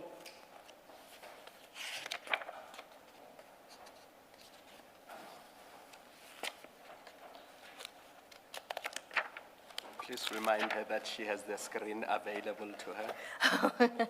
Sorry. Thank you. If you're struggling with the files, remember it's flighted also. Thank you, Commissioner. Morning, Advocate Johnson. Trust you are well. I need your leadership, prosecutors' guidance, and instructions on legal and evidential aspects. On project diversion and the link of a 28 on diversion, I asked that they not finalize the affidavit as it contradicts Mr. FK's affidavit. But this person that was a 28 interview is a listed suspect on the new matter with a strong criminal link to the offenses. Mr. Bellichin has asked PM, project manager, on the new matter to arrange a briefing with the general on Monday 26th with DD and 2 PPs. I need clarity on your instructions on how we proceed with the project. I am almost done with the report for you on evidence, just adding most recent affidavits, and I will have a draft charge sheet for HB.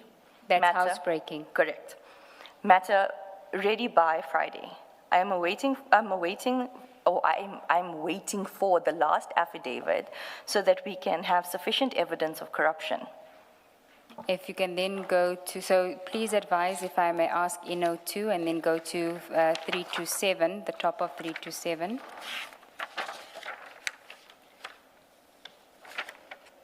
Please ask, if I may, please advise if I may ask, to schedule a 30-minute meeting when you are available this week. Thank you. Advocate Johnson replies, sorry, which general must be briefed and which DDPP or DD and PPs? At present, I am the supervisor on the matter, and as such, all decisions must be run by me. Then you respond. You have so much on your plate, sorry to add. That's why I asked you. He asked Tsepo to make arrangements with Santos Joy and myself, and he made arrangements with General Matlow to brief us. My understanding was that it must go through you, and only when you're not available to Santos. She replies, you are correct. I haven't briefed Santos yet, so they must run everything past me. I reply, noted, thank you. I will advise PM to hold on everything, and he must inform Belochin. She replies, thanks. Now, the briefing with General Matlow, what was the purpose of that? Was it explained to you?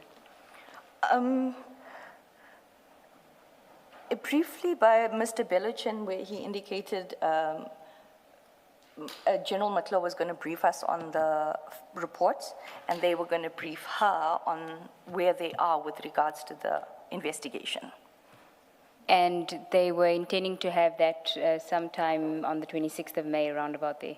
Correct, and the authorization was only on the 16th of May. That is why, or how I knew that investigations had started already. And at this stage, there's still no Section 27 affidavit? Correct. That you've seen? That I've seen. Okay.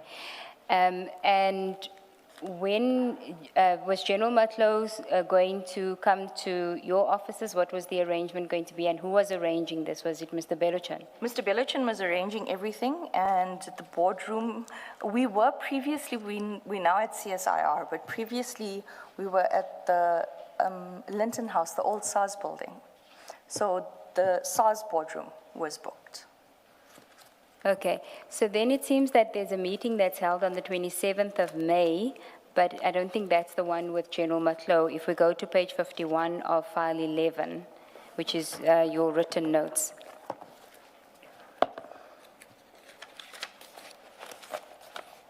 Sorry, what page? Page 51 of file 11.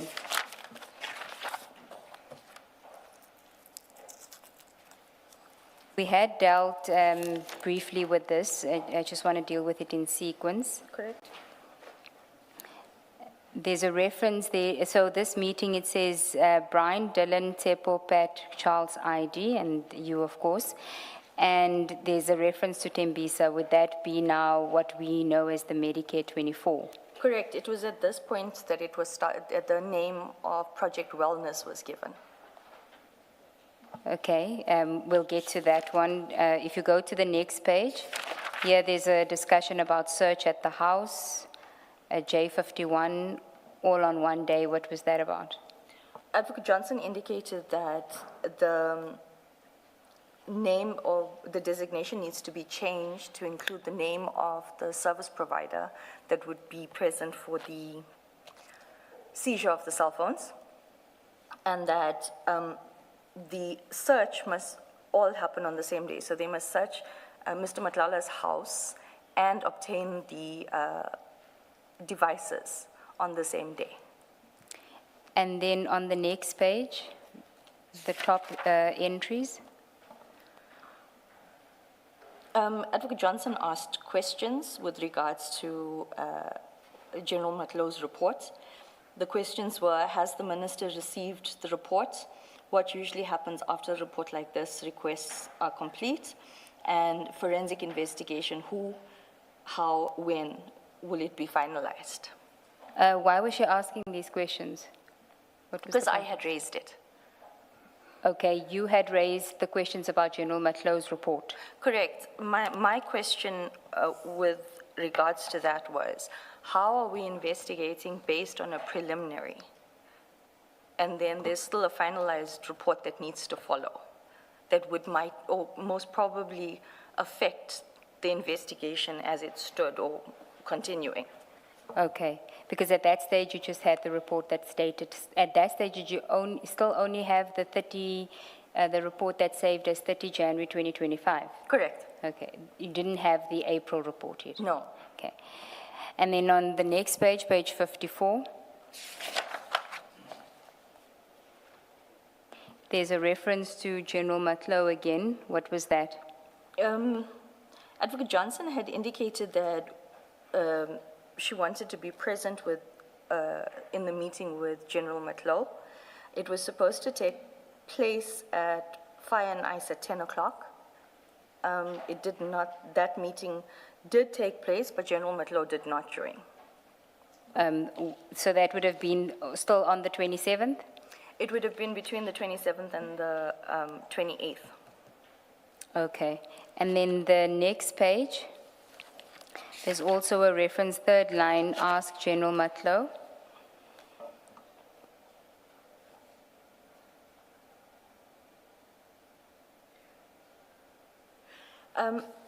With regards to this, it was because NASCOM had commissioned this internal audit.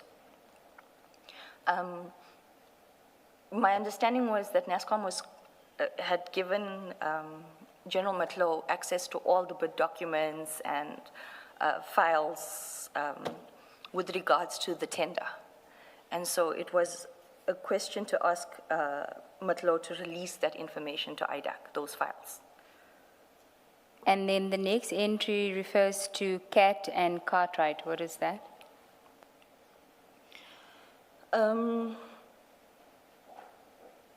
MJ. MJ is a reference to a witness from vetting. It's fine, you don't have to say the witness's name. And that witness confirmed that Cat has a personal relationship or personal friends with Cartwright. Cat would be Mr. Matlala. Correct. And Cartwright would be Cartwright in respect of that has been charged in the Medicare 24 matter. Correct. Okay, one of the suspects.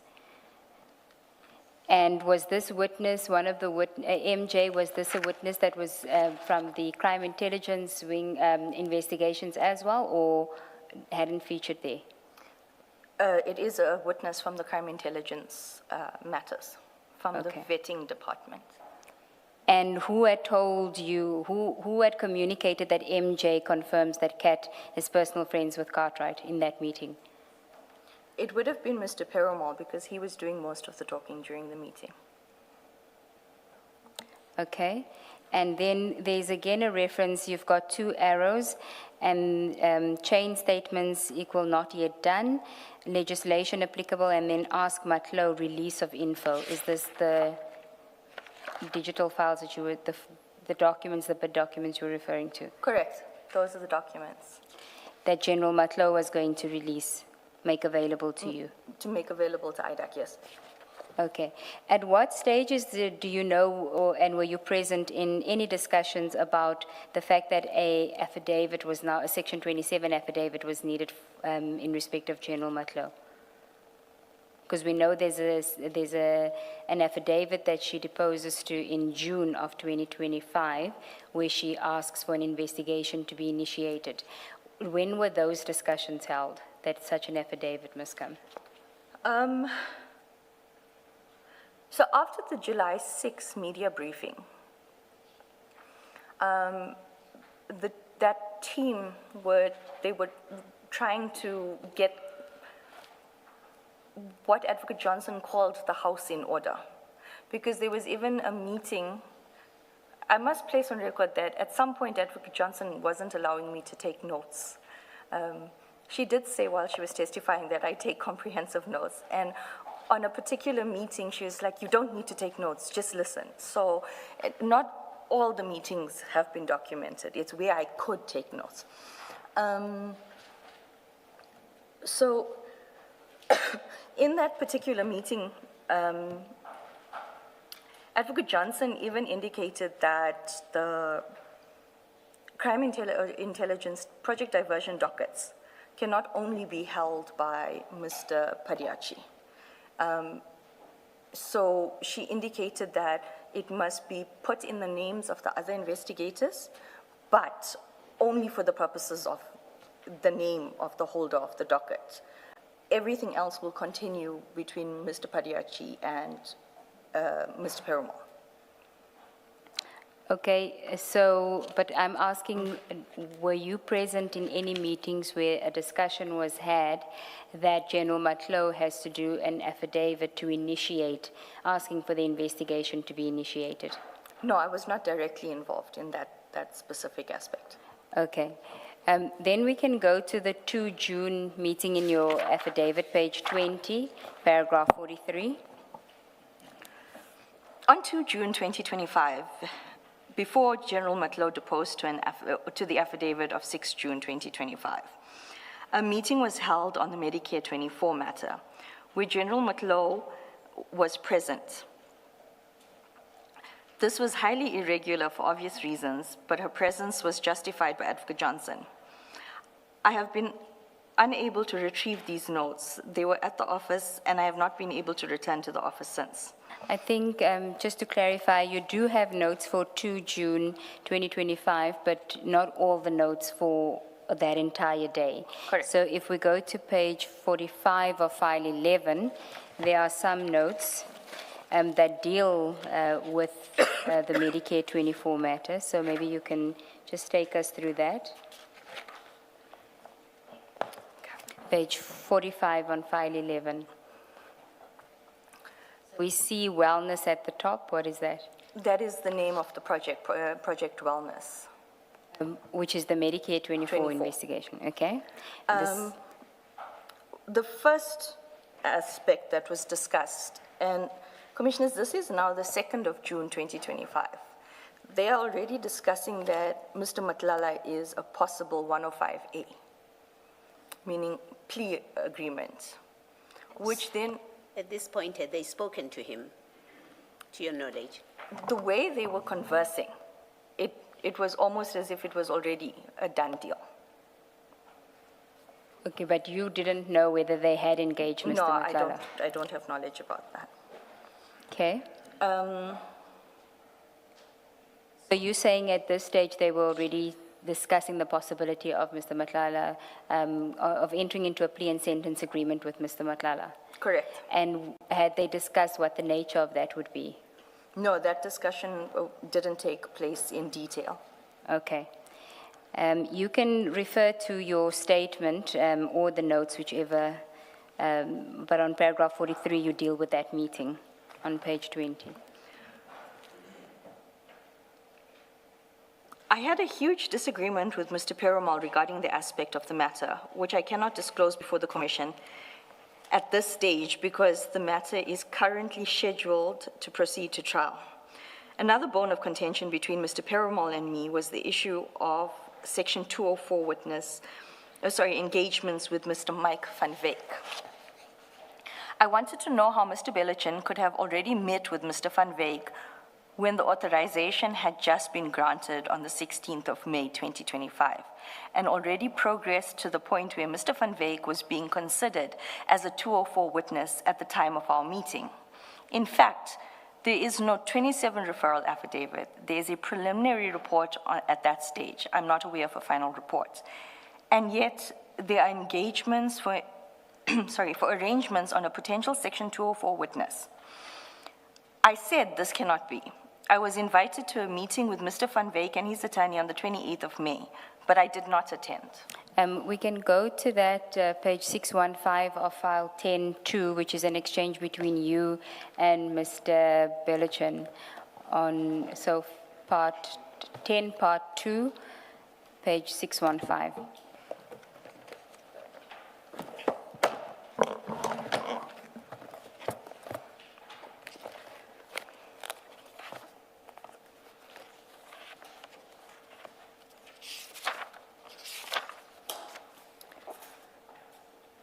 I wasn't sure of the date, and I don't think you came back to me on the date, but it would have been around that time because the screenshot doesn't have the date, so maybe. It was between the 27th and 28th of May. Okay. And we see here that he says, I think the third white block, he says, will do, please avail yourself for the meeting with Mike. Is that Mike Van Wyk? Correct. I Okay. replied, I have a meeting with the ID now. And then later on during the day, I sent a message at 13:43. Did Mike come? His reply is no, tomorrow at 12. Please be available tomorrow for the meeting with Mike and his attorney. I need your pitbull approach. I reply, I really, really need to finish drafting. So you didn't want to attend the meeting? No, I did indicate on Tuesday that I found every excuse not to go to meetings of a certain point. Then we can go back to your statement, paragraph 44 on page 21. General Matlow then informed us of the developments regarding the internal investigation, which really did not shed light on the matter because the preliminary report had already been disclosed. I do not know when General Matlow's 6 June 2025 affidavit was submitted to IDAC, but in it, she calls for an investigation to be conducted when she already knew that Advocate Johnson had approved a Section 28(1) investigation, because Advocate Johnson had told us in her email in May 2025 that she received a call from General Matlow and that she, being Advocate Johnson, wanted to authorize the Section 28(1) by 16 May 2025. There was no further discussions regarding subpoenas. There were further discussions. Sorry, there were further discussions regarding subpoenas and bank statements. But after that meeting, I completely excluded myself from the investigation. I would find excuses not to attend any of the Medicare 24 meetings. If I may just explain or expand on the statement about the subpoenas and the bank statements. I had gone at length to explain you cannot start an investigation with a 204 because the 204 is going to mislead you. You need to investigate and then approach. So in this meeting, Mr. Van Wyk had provided 3 bank account details for Mr. Matlala. And Mr. Bellichan had indicated they were only going to subpoena those accounts. And I said, no, you cannot do that. You have to send a subpoena to all the banks with the ID number because we are dealing with money laundering. We cannot go on the 3 bank accounts only that are provided by someone who's also implicated. And Mr. Bellichan said to me, F that, I'm doing this my way. And so that's again one of the issues that you have with him, that he just does his own thing without prosecution involvement. Correct. And no matter how you complain, nothing changes. That team pretty much does whatever they want. And if you complain to Advocate Johnson, I have explained what happens. Could it not be said that because she was in charge, I mean, she's a prosecutor, she was in charge of this project, so they were doing it with her directions. They may not have listened to you, but the person in charge, clearly they were engaging with. I gathered so. Okay, we can then move on to another topic, which is prosecution memo on General Masemola and General Kumalo, page 21, paragraph 45 of your statement. Sorry, maybe before you do that, and it may be that you're dealing with it in this very next heading, the report, the audit report, to my recollection, does not make any any allegations or accusations of General Masemola? No, nothing of, not even the final report. Yes. Now, and then it takes me to my next question, which is really more a process question, that is there any reason that you would have excluded, when I say you, I mean IDEC, that you would have kept the National Commissioner in the dark, where you're looking at Medicare 24 based on a report that doesn't make any allegation against him? In your operation, how does it work in your operations? Commissioner, once again, you're so far ahead of us.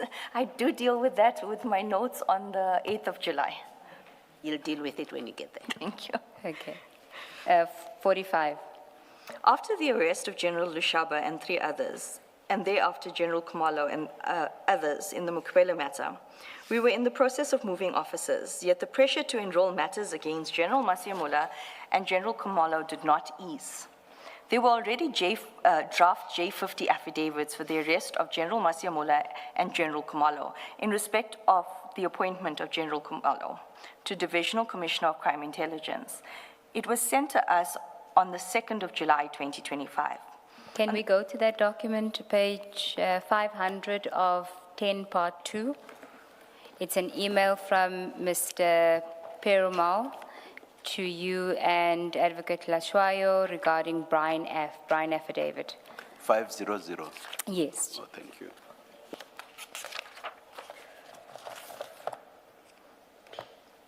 So it's at the 2nd of July, 2025, 11:13:34, high attached as requested. And I think we will see later why you probably requested it on that day, because you were busy preparing a memo. Correct. Okay. So we then can go to the document on page 502, which is an affidavit by Mr. Pariachi, a draft, in support of an application for a warrant of arrest in terms of Section 43 of the Criminal Procedure Act. And he gives in paragraph 1, I am tasked with the investigations of a case docket referenced Pretoria Central CAS no number 06-2025. Why Correct. would he do that? At this point, they were opening, my apologies, they were opening new dockets. They were not going according to the dockets that were referred to IDAC by Mr. Fadil. So he had left that space open. But commissioners, if we take note of the fact that, of what I said on Tuesday, this is coming from Mr. Perumal in the Eastern Cape, drafted in the name of Mr. Padiachi. Okay. He says at paragraph 4, so it deals with IDAC, and then at paragraph 6, I therefore bring an application for the authorization of warrants of arrest in terms of Section 43 of Act 51 of 1977 for the 7 suspects whose details appear in the attached J50s and who summarily are Sitlale Fani Masemola, Leneo Nkua, Sydney, I think he meant to say Samuel, Dumisani Kumalo, Timothy Moyana, Gerhardus Jacobus Kemp, Abram Kibitle Secheri, and Ntuseng. I won't say the surname. Correct. Okay. And those were the suspects that he had prepared a J54 on the 2nd of July. Correct. Now, just take us back to the process so this would have been under what leg of operation diversion? It would have been leg 3. Which is the Masemola Kumalo, the vetting. It's the appointment of General Khumalo by General Masiamola without General Khumalo having his security clearance. And there were flimsy allegations about General Masiamola asking General Khan about how he To just follow up on the process, yeah. We'll get to the detail of it when we look at your prosecution memo. At paragraph 7.1, we can see the background of the case. He talks about that it's regarding the unlawful appointment of Kumalo. Correct. Okay. And then he talks about, on page 505, the vetting and appointment of Kumalo as divisional commissioner. So he sets out everything in his affidavit. Correct. Okay, and the intention was that we would use this for purposes of getting the warrant of arrest. Yes, and Advocate Schlatzwayo and I were being put under immense pressure to start drafting the in-consultation note, the prosecution memo, and the chart sheet for enrollment. And the prosecution memo was necessary because you needed to support the J50 Correct. as the prosecutor. Correct. Could it go ahead without your prosecution memo?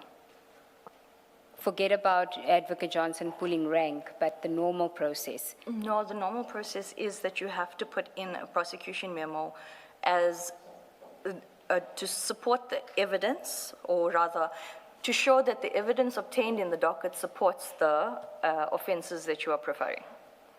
Okay. So we'll come back to this. Let's go back to your statement so that we can understand. You get this email with this affidavit in support of a J50 for the arrest of, amongst others, the National Commissioner and the Divisional Commissioner of Crime Intelligence. Correct. And so you say you and Advocate Lachwayo then meet. So you can continue from there. On 2 July 2025, Advocate Schlatzwayo and I met to discuss the case regarding the appointment of General Kumalo. I just want you to elaborate on this briefly, because when you were discussing it with me in consultation, you elaborated on what the relationship was like at the time between the two of you, and why why it is significant that the two of you got together to prepare this memo. Advocate Johnson ran the office as divide and conquer. You're scared to even speak to your colleague because you don't know what gossip or twists. So it's a very uncomfortable, toxic environment where we just don't trust each other. So Advocate Schlatzwayo and I we hadn't worked together before. I didn't know where she stood. She didn't know where I stood. But when we were being forced to do these things, she and I had a conversation. The conversation went along the lines of, these guys are going to ruin our careers. These are HR matters. We are not putting it on the roll. It is then that we decided on the 2nd of July to meet and attend to the memo. Okay. And you can then, so you meet to discuss the case regarding the appointment of General Kumalo, and at the time there was a lot of distrust created by Advocate Johnson, and then, however, we knew that we had to make our views known on these matters. So you can start from, we discussed the evidence. We discussed the evidence and agreed that there was no prima facie case against the generals. In fact, we were both of the view that something was amiss on the part of Advocate Johnson, Mr. Perumal, Belochin, and Padiachi. We decided to prepare a prosecution memo for Advocate Johnson, setting out our analysis of the evidence. Our recommendation was that there was no prima facie case. This was not the first memo that I had prepared regarding the crime intelligence matters. Prior to the arrest of General Kumalo and others in the Mokwele matter, I had commenced drafting a memo indicating that there was no prima facie case against the accused. Unfortunately, I fell ill. I could not finalize and submit the memo. It is also for this reason that I was not aware of the enrollment of the Mokwele matter and arrests. Returning to the memo of 2 July 2025, we submitted the memo to Advocate Johnson on the same day. And to our utter surprise, she agreed with the assessment that there was no prima facie case. So can we go to first the email and then the memo, page 379 of file 10?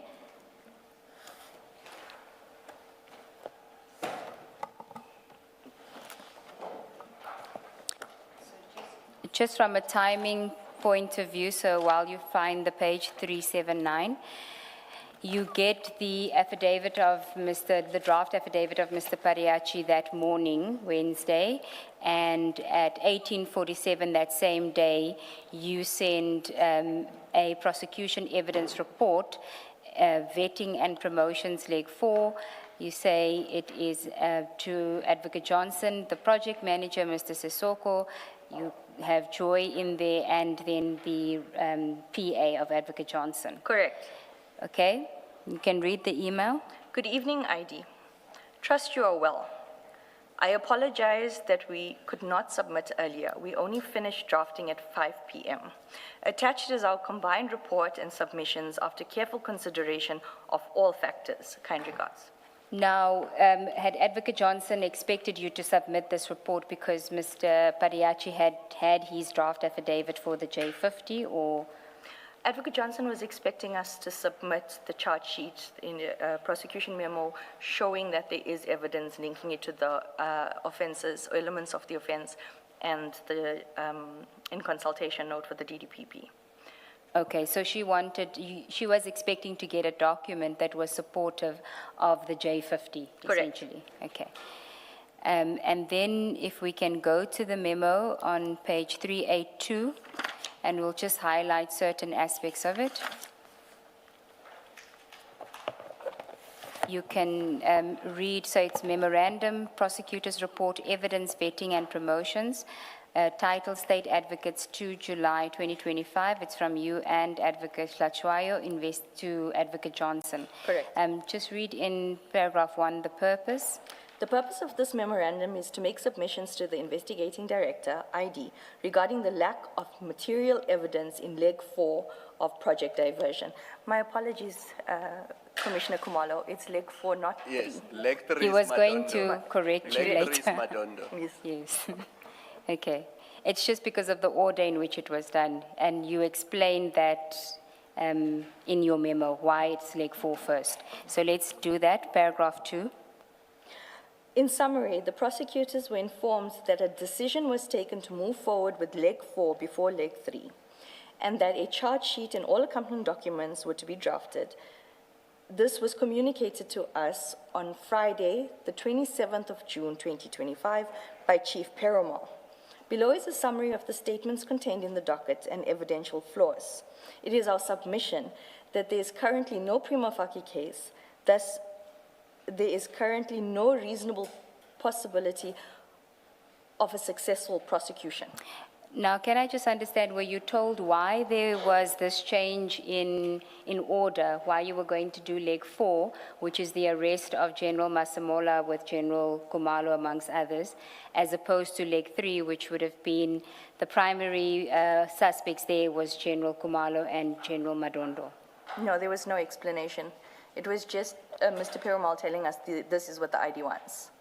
Did you have any idea, did you have a suspicion as to what it could be? If I keep voicing my suspicions, I'm getting into trouble. And I'll go back to my first statement, I think it was paragraph 59, where I said there was an orchestrated attack. And there was issues or complaints by Mr. Padiachi and Mr. Perumal and Advocate Johnson at the time that NASCOM, General Masemola, was not acting on suspending the CI7 accused. This is after their arrest. Yes.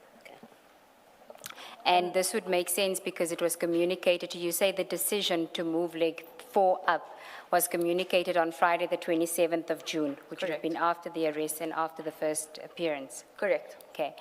And that is a decision that was, did you know who took that decision? I know it was communicated by Chief Perumal, but do you know who took that decision? Mr. Perumal said that it was instruction of the ID, being Advocate Johnson. Okay.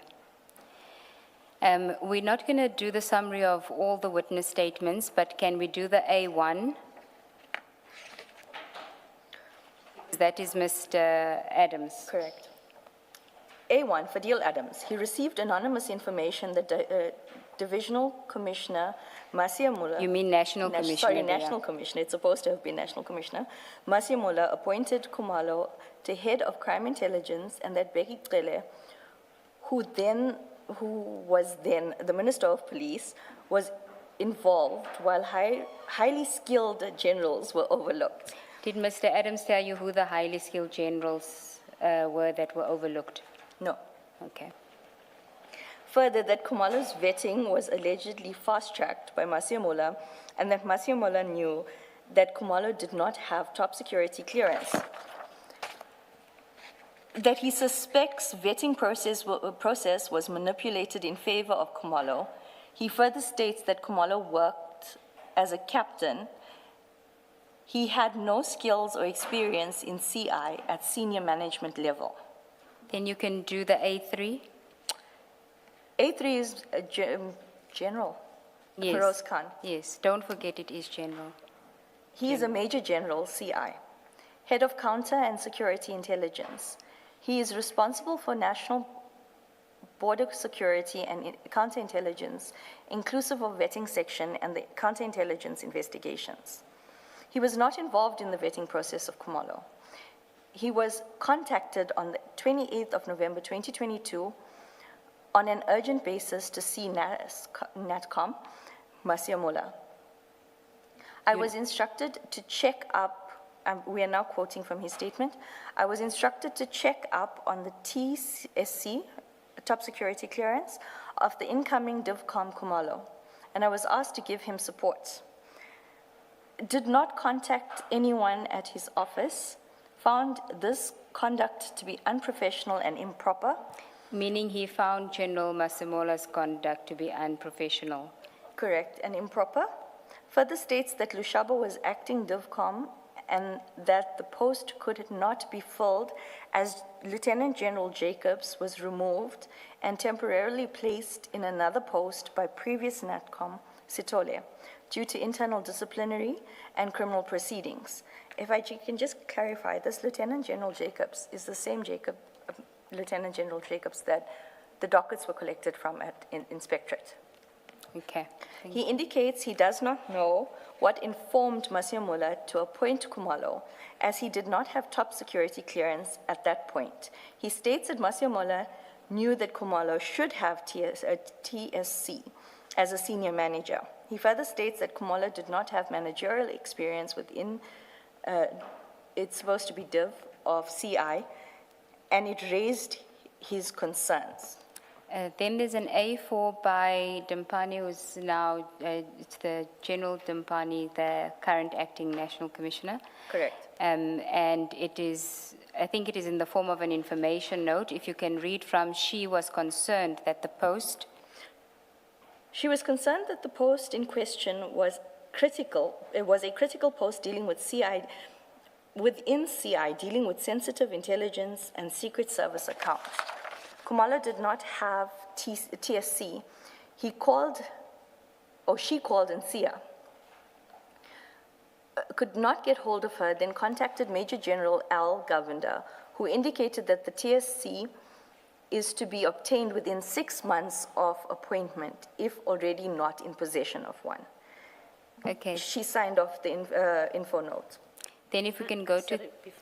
Can I just ask, was there an explanation why there would be a witness statement from the Chief Financial Officer on this HR matter? Did anyone offer an explanation why General Dimpani was invited or offered, whichever it was, to submit a statement? This is corridor rumors that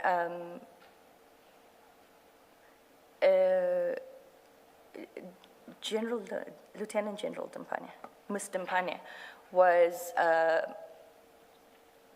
friendly with Mr. Perumal, and so she was being cooperative in the investigation. Thank you. Okay. Then if we can go to 385, and I'm looking at the A8.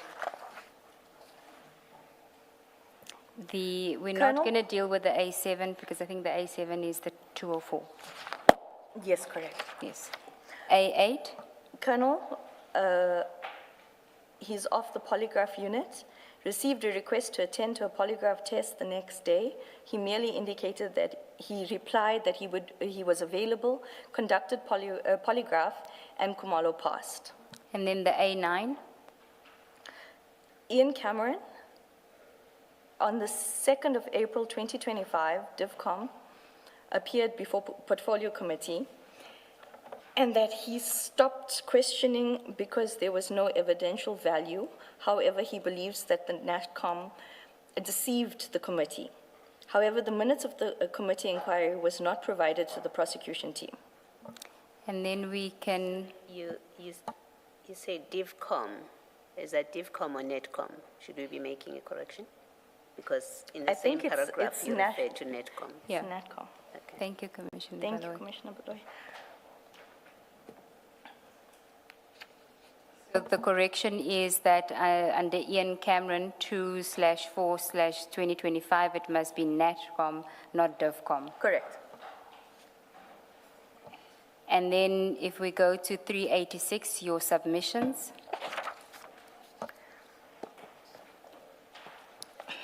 4.1, no other statements say or confirm that fast tracking is irregular or uncommon. None of the other affidavits confirm that there was manipulation of the vetting process, only that it was made a priority and sped up. A1 statement is merely hearsay. A3, Feroz Khan says that he was contacted to go and see the National Commissioner and that he was instructed to check up on the top security clearance on the upcoming Divisional Commissioner, but was not asked to manipulate or interfere with the processes. You say Fazal Khan, you mean Feroz Khan? Yes. Correct. You- Because Fazal is from the IGI. And that's the surname. We were typing as fast as possible to submit. You're forgiven. That he was contacted to go and see the National Commissioner and that he instructed him to check on the top secret security clearance on the upcoming Commissioner or Divisional Commissioner, but was not asked to manipulate or interfere with the processes. A3 indicates that he found the conduct of the National Commissioner to be unprofessional and improper.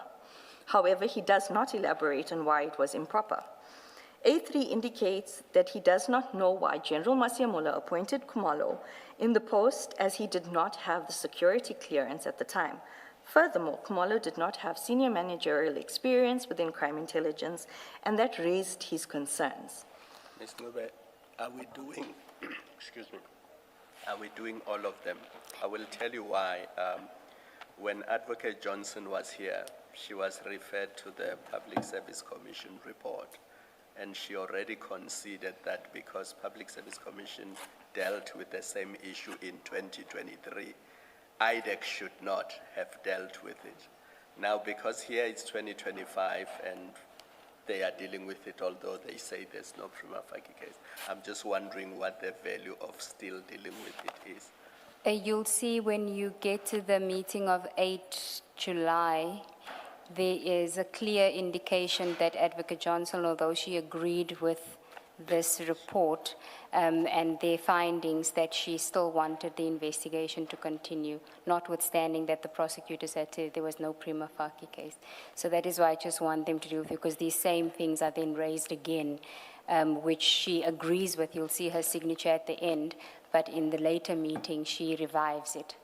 So that's why I wanted her to deal with it. But she can just go to, I guess, the last one, which is 414 and 416, and then the conclusion. A7, despite being a 204, does not indicate any of her actions were unlawful, nor does she indicate any of the actions in the vetting process were flawed, nor does she indicate that there was any irregularities in speeding up the process. A8 does not suggest that request to set the polygraph on the next day is irregular or unusual. He merely states that when he received the request, he indicated that he was available. A10 does not indicate that the processes followed were flawed or irregular, He merely indicates that it was unusual for that person to call the applicant directly while the panel was sitting and request outstanding documents information. He merely states that they will usually reconvene after obtaining the documents. Before I move on, Commissioner Khumalo, if we take note of the listed suspects on the J50, the draft J50, there was mention of the PSC report. Mr. Perumal repeatedly indicated, because I wanted to read it and I still don't have it, Mr. Perumal repeated that Kemp lied in that report, and that's why he was supposed to be a suspect in this matter, because none of the statements even speak to Kemp. Okay, thank you. Then your conclusion? We submit, based on the above, that there's no prima facie case and no reasonable prospect of successful prosecution at this point. Signed by Advocate Schlatzwayo and myself, state advocates, on the 2nd of July, 2025. And then I think you must just place on record that there is a version of this document that was given to Advocate Johnson, and she, in manuscript, said that she agrees with you that there's no prima facie case. Correct. And that was dated the 4th of July, yes. So the one that's in the bundle is not the one that has it, and we will include that one in the bundle where she has in manuscript that she agrees with your recommendations. Correct. She did, however, she backtracked on that agreement. Yes. And then this was, she asked you to send it to the team. So if we go to paragraph 46 of your statement on page 22. Thereafter, we emailed the memo to the entire team. Mr. Sissoko called us being Advocate Schlatzwayo and myself, shortly thereafter, and told us that Mr. Perumal was calling him spitting fire regarding the memo that had just been emailed to the team. According to Mr. Sissoko, Mr. Perumal threatened to resign because they had worked so hard on the case to get it ready for enrollment, and then we derailed the entire process. Advocate Johnson sent an email on the 4th of July, 2025, effectively responding to Mr. Perumal's reaction to the memo. We can go to that email before you go to this display. It's on page 457 of file 10, part 2.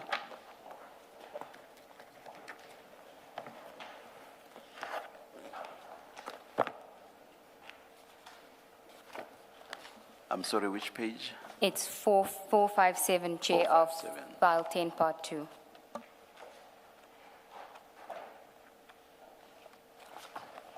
It's an email from Advocate Johnson on the 4th of July, 2025 at 1:35 p.m. And she's copied a whole lot of people in there. Importantly, Mr. Belochan, Mr. Pariachi, yourself, Mr. Perumal, Lashwayo, Mr. Sissoko, and yeah, those are the important ones I wanted to highlight. Subject diversion, you can read it because it's an important email. Colleagues, we'll schedule a meeting for Tuesday and it's in person. You will attend. Before you come to the meeting, I want to remind all of you of the following. You work as a team. When you don't agree, I suggest that you engage constructively. We deal with evidence, not assumptions or personalities. IDAC is prosecution-led, and where advocates request evidence to be obtained, it is not an investigator's discretion to ignore it unless there is a very good reason why that evidence cannot be obtained. No matter how experienced we are, we must always listen to others in the team.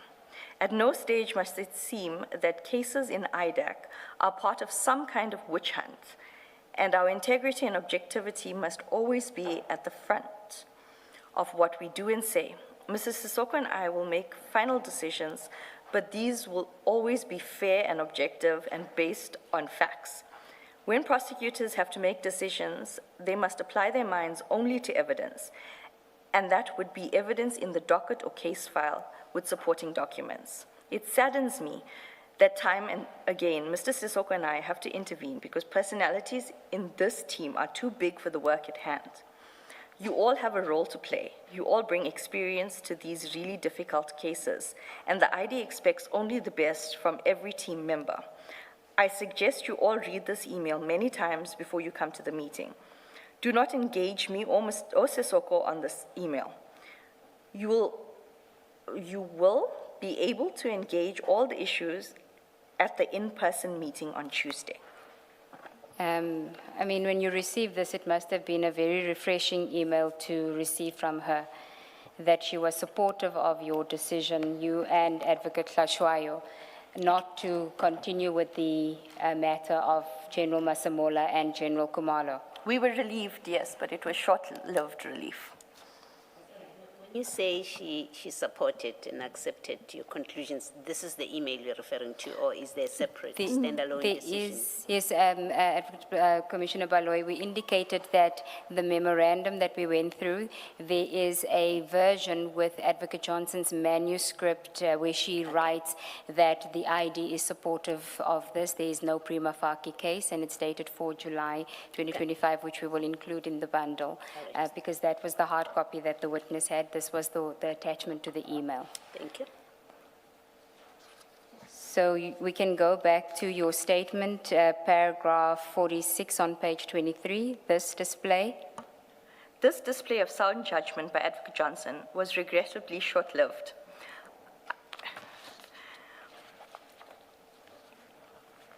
I do not know why Advocate Johnson agreed with our memo.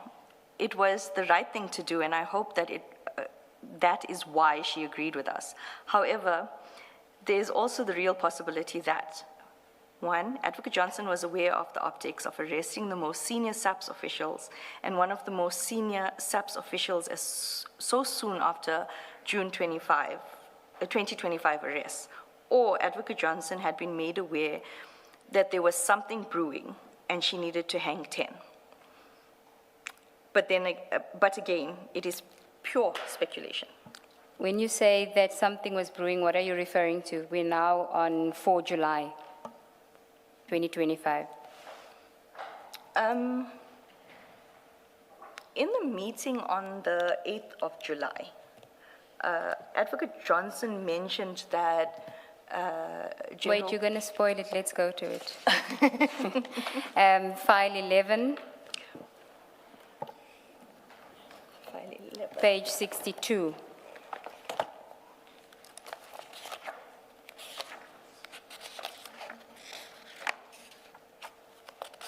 It is the second entry. You will explain to the commissioners later about this meeting, but since you've mentioned this now, you can explain your note on page 62, the second one, after on hold for 2 reasons, one, and then the second one. KZN Mkonazi Gauntlet. So you can go now back to... That's cryptic. Explain. Yes. Advocate Johnson had at that time, I'm going to deal with the 4th of July first. At that time, we didn't know what was at play. Advocate Hlatswayo and I were in the dark. We were just assessing the evidence. Although we did feel that there was something off, and we did say that these are HR matters that we are now being dragged into for SAPS. But on the 8th of July, Advocate Johnson mentioned on 2 occasions that Khan said this was going to happen, Khan said this was going to happen. So we took it to mean that General Khan had already alerted her to certain things. Because she said, her words were, he keeps telling us that something big is coming, and then FO, or FA. Which means, don't say the word, but she's meaning that it doesn't happen. Nothing happens. So prior to 6 July, Advocate Johnson had indicated that, was it General Nkwaнаzi specifically, or was it General Khan that was saying to them something big is going to happen, and then nothing happens? It was General Khan that was informing Advocate Johnson something big is going to happen. Because in the 8th of July meeting, she also said, he keeps saying they're coming for me. Okay. And her reference earlier on when she says, but then nothing happens, is it's not the first time he's warned them. So she didn't think much of it, or she would take his advice and not do anything because something big was going to happen. No, she voiced her exasperation of the fact that he keeps messaging that something's going to happen and nothing happens. Okay. So we can then go back to your statement, page 23, paragraph 48, and it's the General Kumalo and General Madondo warrants. May I please ask for 2-minute comfort breaks? I can take my medication. Okay, sure. Let's adjourn, you'll indicate when we are ready. Thank you.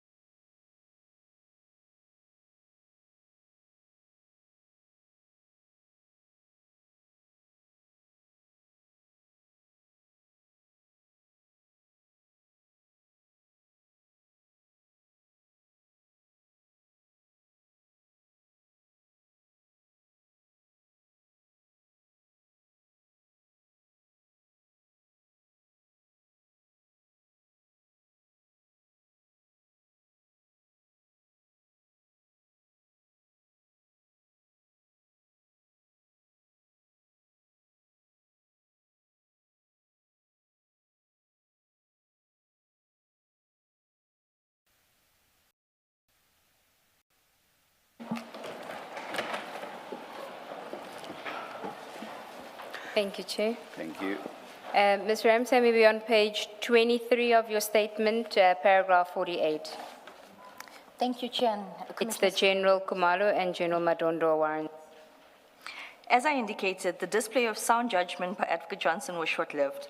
On 7 July 2025, Advocate Hlatswayo and I prepared another memorandum for Advocate Johnson in respect of the Kumalo and General Madondo matter. We concluded that there was no prima facie case against the generals in this matter as well. We did not receive a response on that day. Instead, Advocate Johnson called a team meeting. She did not immediately address our memo, but later indicated that since we were of the opinion that there was no prima facie case in both matters, she wanted a report from both sides, meaning the investigators on the one side and the prosecutors on the other side, and then she will decide. Mr. Perumal refused to prepare the reports. Can we just go for the record to the second memo, which is on the email that you send is on page 537, file 10, part 2.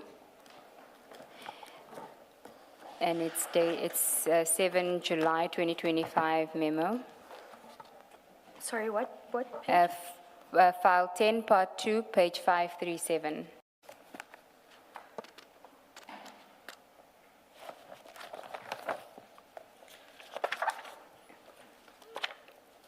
It's an email 7 July 2025 from you to Advocate Johnson and Mr. Sisoko, and it says prosecutors memo leg 3 diversion. Good afternoon, ID. This is a soft copy of the document submitted earlier, so you had taken a hard copy to her. We had submitted a hard copy, the original signed copy by both Advocate Hlatswayo and myself, and handed it to her PA. Okay, and then at 539 we have the memo. Maybe if you can just read, I think, the purpose, the background, and the A1 statement. The purpose of this memorandum is to make submissions to the investigating director, ID, regarding the lack of material evidence in leg 3 of Project Diversion. Background. In summary, the prosecutors have perused the docket containing all statements obtained to date and summarized below for leg 3 of Diversion. It is our submission that there is currently no prima facie case. Thus, there is currently no reasonable prospect of successful prosecution. However, we include outstanding investigations. What were the outstanding investigations? It was investigations that we had asked Mr. Padiachi and Mr. Perumal to attend to. Page 541. 546.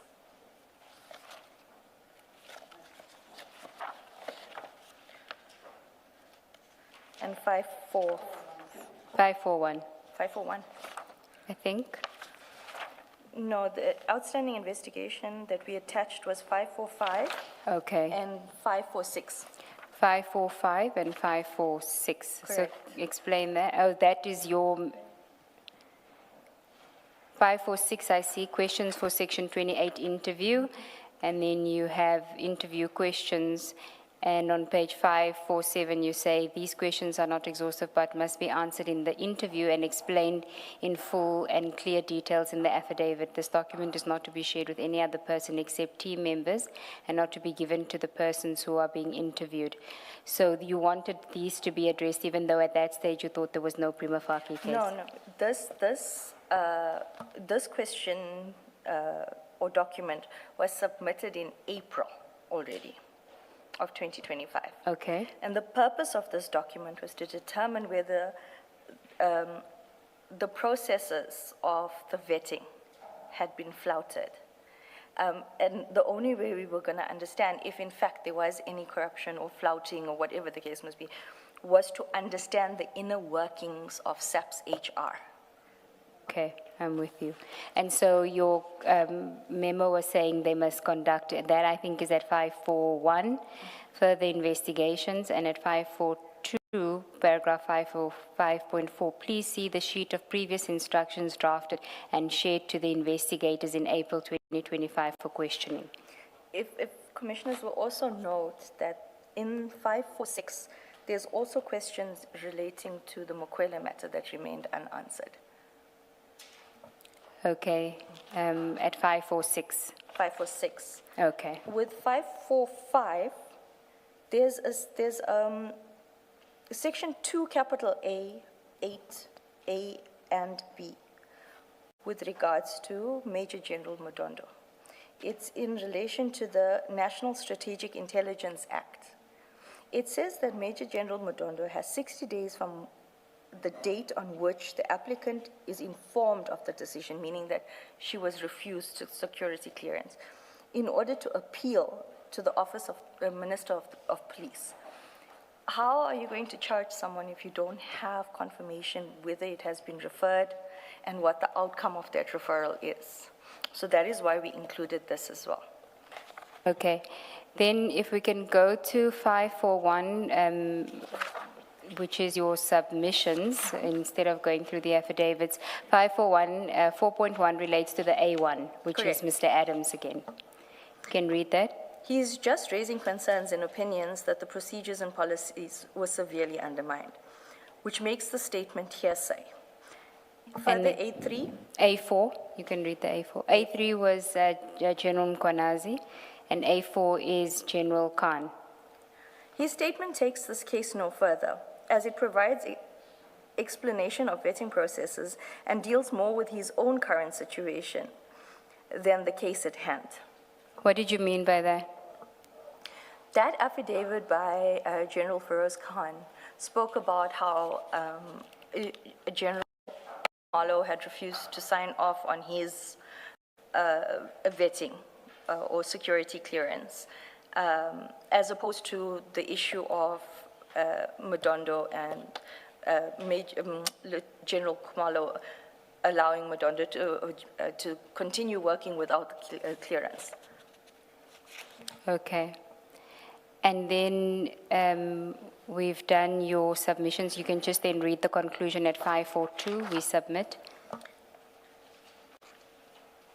We submit based on above that there is no prima facie case and no reasonable prospect of successful prosecution at this point. Okay, so that was on the 7th of July that you submitted it to Advocate Johnson. There's no response, but she calls for a meeting on the 7th for the 8th. Correct. Okay, and the purpose of that meeting is to discuss what? Because now we know that the 6th July press briefing of General Mkwanazi has happened. Advocate Johnson gives us various instructions on the meeting of the 8th of July. My question is, did she tell you what the purpose of the meeting would be? In her email? Yes. No. Okay, so then we can then go to your statement on page 24, paragraph 49. To date, we have not received a response to our 7 July 2025 memo. However, I must state that our memo of 7 July 2025 relates to the very matter wherein IDAC had intended to arrest General Khumalo and General Madondo in June 2026, which has been widely reported in the media. These warrants have since been held in abeyance.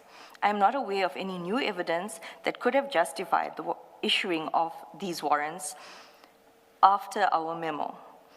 Were you replaced as prosecutors? What happened to you and Ms. Latwayo, Advocate Latwayo? Because the memo was by the two of you, so I assume you were the prosecutors appointed. What happened? Were you replaced by other people? We were replaced by a different team, or a different prosecutors under Advocate Santos Manila. And you don't know if that team prepared a new memo disagreeing with your memo? We were not even allowed to communicate with them. So in essence, Advocate Johnson didn't even want us to tell them that we'd prepared a memo, that there's no prima facie case. Okay, you can continue in 49. This just further demonstrates to you, I think you must say. This just further demonstrates to me the determination with which this project was conducted. In my view, the intention was to target General Masiamula and General Khumalo until they were no longer in office. The attack against General Masiamula may have intensified when he did not suspend General Khumalo and the other accused in the Mukwele matter after their arrests. Because during the 8th of July 2025 meeting, Advocate Johnson made her position clear regarding General Masiamula. And then we now go to that meeting of 8 July 2025, and this topic is further instructions regarding General Masemola. For this, I'll ask the commissioners to go to file 11, page 60, which is your notes, your written notes, handwritten notes. And you can just tell us who was present at that meeting before you deal with what was discussed in the meeting. So, are you on page 60 of file 11? I am. Okay. Present at the meeting is the ID, Sissoko, Joy, Sunil, Dylan, Brian, Tsepo, Pat, and Charles. And you, yes. Okay. And it's diversion. The first part of the meeting was diversion. If I can just elaborate on how the meeting started. Advocate Johnson said the day before, on the 7th of July, Advocate Johnson had made a comment to Advocate Schlatzweiler and myself, saying that she can see that Mr. Perumal is bullying Advocate Schlatzweiler and myself. However, when she started, and she was going to deal with it in the meeting the next day. However, on the 8th of July, the meeting started with, I'm not going to deal with the meeting how everyone thinks I'm going to do it. And Advocate Schlatzweiler and I were chastised or scolded for, and made to give an updated report on the two matters that were in court. Meeting, is any one of these people a DDPP? No. Thank you. She had given us instructions with Lushaba that on or before the 30th of July, it must be signed off by Sissoko on a letterhead, and that the index of the docket must be disclosed and signed off by Chief, being Mr. Perumal.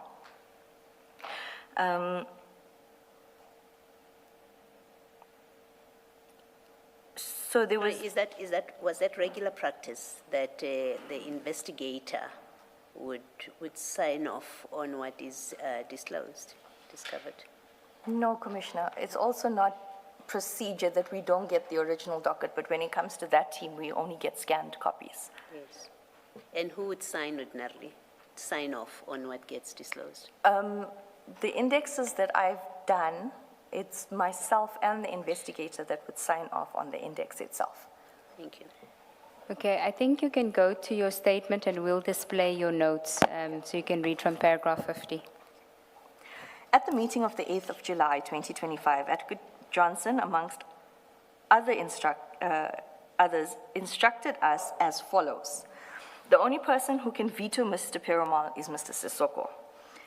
The case strategy is supposed to be led by a prosecutor. However, the case strategy would be led by Mr. Perumal, and he has carte blanche.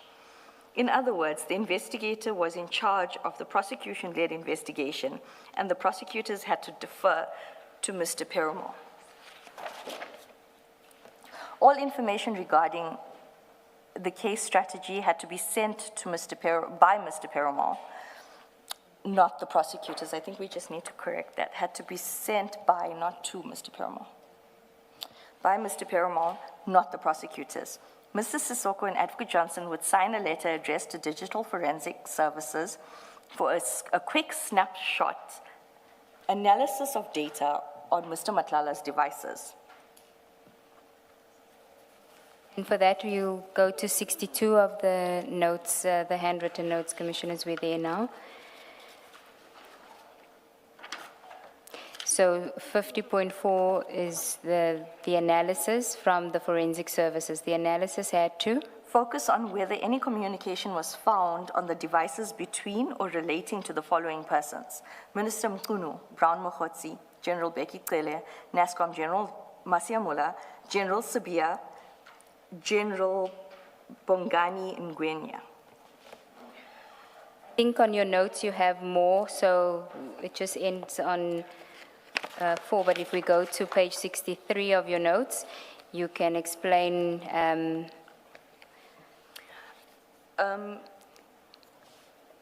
Andrew Chauke, as number 7, is the DPP of Johannesburg South prosecution. Advocate Johnson had indicated that she had received a formal reference from NDPP, being Advocate Shamila Botoy, to investigate Andrew Chauke. At this point, when we are being asked to do a digital snap analysis, there's not even authorized 2813 into Advocate Chauke. And even though it was referred by the NDPP, there still needs to be an authorization. The other thing that was very concerning about number 7 is that how did Advocate Johnson or Advocate Betoy get information to link Advocate Chauke to Mr. Madlala's devices? Number 8 was the most distressing for me, and it's one of the reasons I will explain later.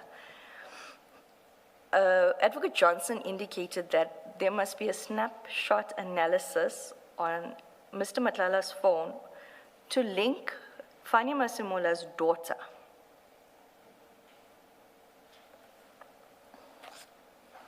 To link the National Commissioner's daughter to Kat Madlala's devices. Correct. Okay. Can we go back? We'll keep displaying your notes because I'm following on both, but can we go to paragraph 51? Before I continue with the other instructions, it should be mentioned that this meeting was held after General Mkhonazi's 6 July 2025 media briefing. The name... Sorry, Mr. Msami, let me ask about this list.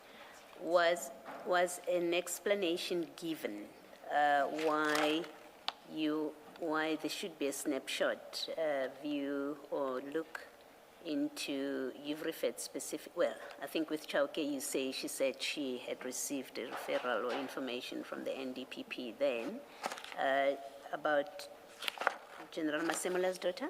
Was there an explanation offered? Commissioner, as I've been explaining constantly, there's never an explanation, but Advocate Johnson always has this information and then she issues instructions. It's the same thing as I explained with where Mr. Hudson works and how he was supposed to be picked up. She always had the information, but she never divulged. However, I did explain that there was always undertones that Mr. Perumal Beluchin and Mr. Padiachi and Advocate Johnson knew exactly what was happening and we were playing catch up, but not fast enough. In the meeting, she didn't say why. Are we looking at No, she did not. connection with the daughter? Thank you. Okay, back to 51. So you say it's after the briefing, and then you say the names. The names of Minister Mr. Brown Mokhotsi and General Sabia had been mentioned during the media briefing. I could understand why there would be a focus on communication between Mr. Madlala and these individuals on the device, and perhaps even General Trele. However, General Masimola's name seemed misplaced to me. There was no suggestion that he was linked to Mr. Madlala. And at this stage, even IDAC's own Section 28(1) process had not mentioned General Masimola, nor had there been any links between Mr. Madlala and General Masimola mentioned. Back to the instructions. Advocate Johnson instructed that we must determine from Mr. Madlala's devices if there's any link to Advocate Andrew Chauke, because Advocate Johnson had received a formal referral from the NDPP, being Advocate Betoy. There was no further elaboration. I have not seen this formal referral. Advocate Johnson also said, that the snap search analysis on Mr. Madlala's devices should look for links with General Masimola's daughter. Advocate Johnson then went away for a week and she wanted a full briefing the following week when she returned. Before you go there, can we just go back to your note? There's an aspect that you don't deal with in your statement, but that is in your notes. On page 61, at the bottom of page 61, and just to highlight to the commissioners that you explained that the numbering in the bottom left corner of these notes, starting on page 60, has the number 1 in a circle. Then we have number 2 on page 61, but then it jumps to 4. You indicated there's not a page 3 missing, no. It's just... My dyslexia. It seems to be prominent in this team here. Then if you can, so we're not missing a page, so if you can just deal with what the bottom instruction is. ID will read the docket, and this related now to, as you said, the two memos that you and Advocate Lachwayo prepared on the General Masemola and the General Kumalo matters, Correct. Leg 3 and 4. Leg 4, we know that she was in agreement with you, but now here's the change, because now she wants input from the investigators. She's now wants their input as to whether there is a case, and she will consider both. If I may quote what was said, the investigators must do a report to show and explain to the prosecutors what evidence is in the docket. Okay, so in other words, your mind will be changed after that, or she's going to take their views. Correct. Okay. The latter. And then, but then she says, according to your notes, both sides to give report, and then you say on the next page, but this is on hold for 2 reasons. So what are the 2 reasons? That now the investigations into General Masemola and General Kumalo Madondo, why are those on hold? That's how I understand it. There are 2 reasons. It's the correct understanding. The first is that we must do nothing else but the Matlala tender dockets. So all our concentration must be on that matter. And then the KZN Mkwenazi gauntlet. So they were waiting for the dust of the 6th July media briefing to die down. Before they were going to revive the Masemola, General Masemola investigation. Correct. On the meeting of the 1st of September, 2025, where Advocate Johnson strongly informed Advocate Hlatswayo and myself that the 2 matters will be enrolled. Okay. Then we can go back to your statement, paragraph 53 on page 26. Advocate Johnson then went away for a week, and she wanted a full briefing the following week when she returned. She indicated to the prosecutors that she no longer wanted email correspondence going forward, but preferred office notes. The office notes must be signed by the person receiving it and a copy filed in the office file. And that both dockets for the arrest of General Masemola Kumalo and General Madondo Kumalo must be provided to her office. After this meeting... Sorry, can I just say, insofar as this instruction that there must be no email correspondence, there is also from the 1 September meeting, where Advocate Johnson repeats that instruction, that because of the Madlanga Commission and the ad hoc committee, she doesn't want a paper trail effectively. Correct. Can you just elaborate on that for the commissioners? Advocate Johnson became paranoid and said that her devices were being watched, etc. Also, if there's no emails like what I'm providing to the commission now, there's no proof that these things were said or done. So she wanted to curtail it. And she specifically referenced Ms. Advocate Sarunya's email, his detailed email from August 2025, where he challenges the merits of the case as being one such email that if it got into the hands of one of either the ad hoc committee or the Madlanga Commission, these kind of things would come back to bite you. Correct, those were her words. You may continue.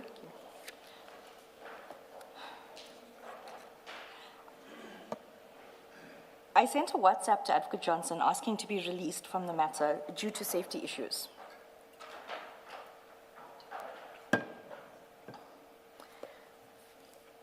I needed a reason to get off the matters immediately. I had to put it in a way so that I would not get forced or instructed to stay on the matter. Because when you say you want to be removed or you don't want to do something that Advocate Johnson wants you to do, she will still instruct you on the matter. I just knew after this meeting that there would be more illegalities. Why would they want to look for links with General Maseamola's daughter or investigate General Maseamola insofar as Mr. Matlala is concerned, when there was absolutely nothing pointing to any link with General Maseamola? It was clear, at least to me, that General Masemola was a target and the rules would be broken to catch him by any means necessary. All the instructions given by Advocate Johnson on that day did not sit well with me. My further concern was where was Advocate Johnson getting the information regarding the potential suspects, especially General Masemola? When we met with General Matlow regarding this Medicare 24 matter, she indicated that we would not need to subpoena General Masemola for documents relating to this investigation because he was cooperating. If that was the case, why would he be identified as a suspect in an investigation where he was cooperating without the need of a subpoena? The next day, Advocate Johnson sent a WhatsApp to me stating that she had discussed my request with Mr. Perumal and Sissoko, and that she was excusing Advocate Schlatzwayo and me from the Medicare 24 investigation in totality, except for where she would require assistance from us, then she would ask. She indicated that she herself would be the prosecutor on the matter until she finds a senior. Conclusion. I hope that my testimony will be of assistance to the Commission. I have not dealt with all the events that transpired in between these main events set out in my two statements, such as Mr. Rapesu's victimization regarding the Nkabinde matter, and I have elaborated on this during my oral testimony. This does not mean that this testimony is not important or less important than what is contained in my two statements. The victimization of officials in the office is a serious matter that warrants attention. In conclusion, let me say that I had to strike a balance between the good IDAC and the bad IDAC, as General Mkhwanazi had called it. There are very good people that work at IDAC and who do amazing work in the pursuit of justice. I hope that we will not be painted, we will all not be painted with the same tainted brush as Advocate Johnson and the investigators, Mr. Perumal, Padiachi, and Belochan, that she allowed to compromise the integrity of IDAC as an institution. There's just one aspect that I missed in August. On the 8th of August last year, a member of Mr. Perumal's team contacted me telephonically and had indicated that Mr. Perumal, Mr. Padiachi, and another senior state advocate were plotting to have me arrested so that I could be discredited before any commissions or committees could be established. Thank you, Mr. Msami. Chair, that is the evidence of this witness. Finally, we are done. I'm sorry to Okay, not quite. Yeah, I'm sorry to disappoint you. I was promised that you will answer my question, and we didn't get there. About, I had asked you about, and it arose rather in the context of the General Matlow report, and which doesn't make any allegations against General Masemola. And then I asked a process question: under what circumstances would you keep from the head of institution or even a manager your investigations and keep them completely in the dark? In this case, the cases where the National Commissioner may not have been aware, under what circumstances, as a matter of practice or protocol even? There should never be such an instance, ever. Yeah. Unless, of course, they're a suspect. Unless they're a suspect. Yes. But if we had to go back to the preliminary report, firstly, it was mandated by General Masemola. Secondly, during the preliminary, and there was no findings of General Masemola being involved in any form. So that is why it raised serious concerns as to why he's now being mentioned to be investigated, to be linked to. All right, thank you. And then second question, this note that we end up with, it's on the 8th of July. So that must mean, and maybe I'm stating the obvious just for you for the record, that must mean that when Ms. Johnson was testifying before the ad hoc committee, that there was never an investigation into the National Commissioner in particular, that evidence would have been false. again. Correct, and Commissioner Beloy, it was after listening to her testimony that I contacted the DPCI again to say, I have proof in the form of an affidavit from the 1st of April Yes. that Advocate Johnson deceived the ad hoc committee. Okay, thank you. And then lastly, I think she was asked a question about prosecutions for Public Finance Management Act infractions. And this relates directly to, arises from the charges against the National Commissioner. And I don't remember the exact formulation of the question, but her answer was, we have prosecuted people for pure public finance management contraventions that is similar to what, and I paraphrase, similar to what the National Commissioner is facing or charged with. The question is there such a history, and where, and in particular, such charges not linked to allegations of corruption or charges of corruption under PRECA or other relevant legislation? Commissioner, with regards to the matters that I have worked on and the matters that are now set down for trial, we have never charged only on PFMA. There's always predicate offenses that, and then the PFMA.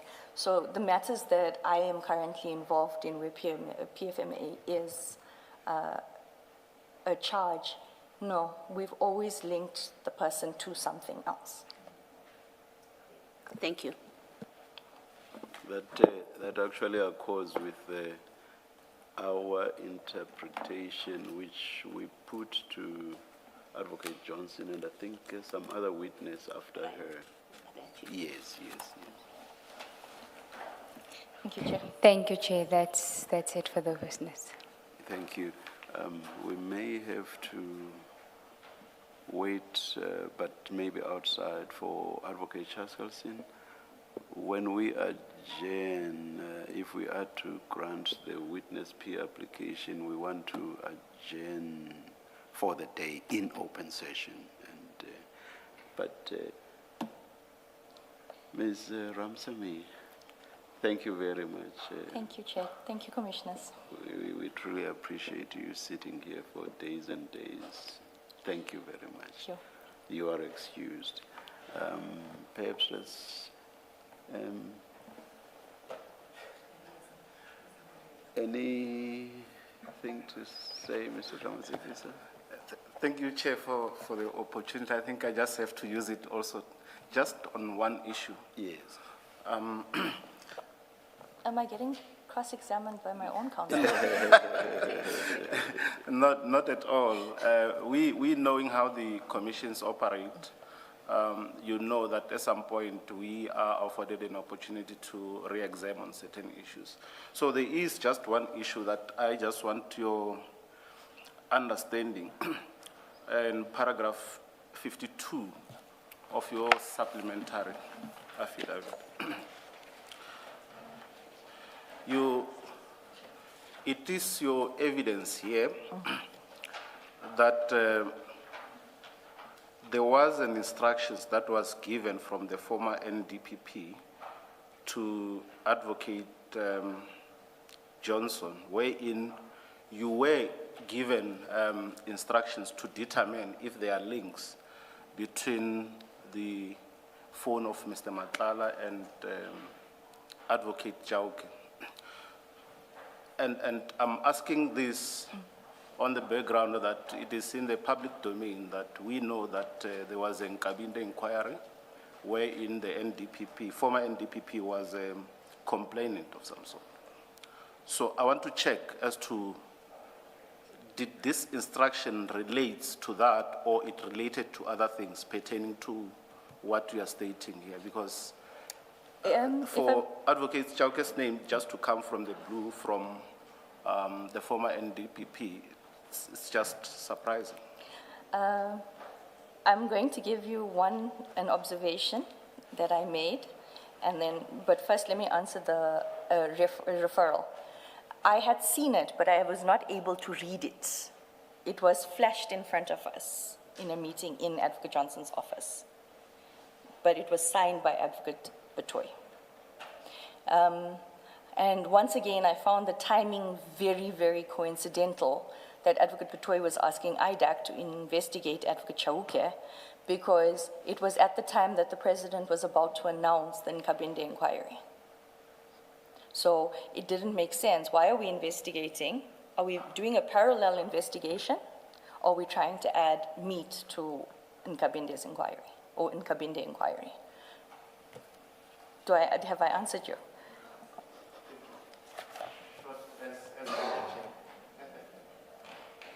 You said you were going to answer and then you're going to have an observation. So have you done both, or?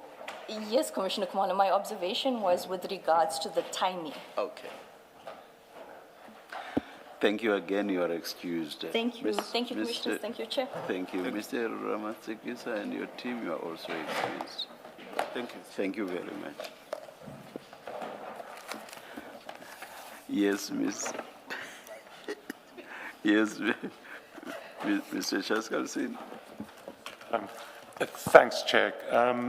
Should I not wait for Ms. Ramsamy to leave? Right, I'm happy to move now. I see, whilst Ms. Ramsamy is walking out, I looked at Mr. Maga. It looked like he wanted me to specifically say that he too is excused. You are excused, Mr. Maga.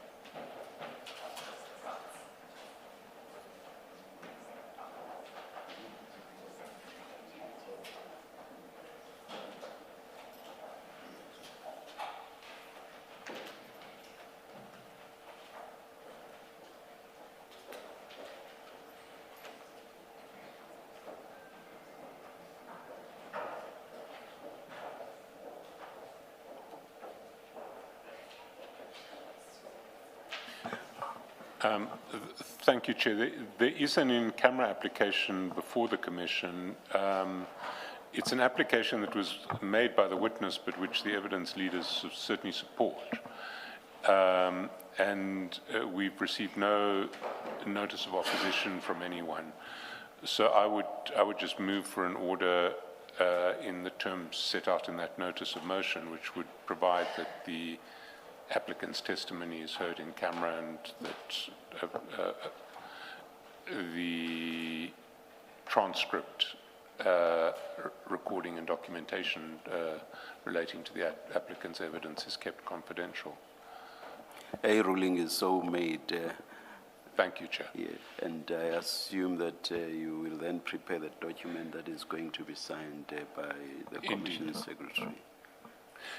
Let's take the adjournment, which is an adjournment for the day, and for us to then proceed in camera. Indeed, Chair. Yes. And we resume at 9:30 tomorrow morning. Oh, it's Saturday. Because,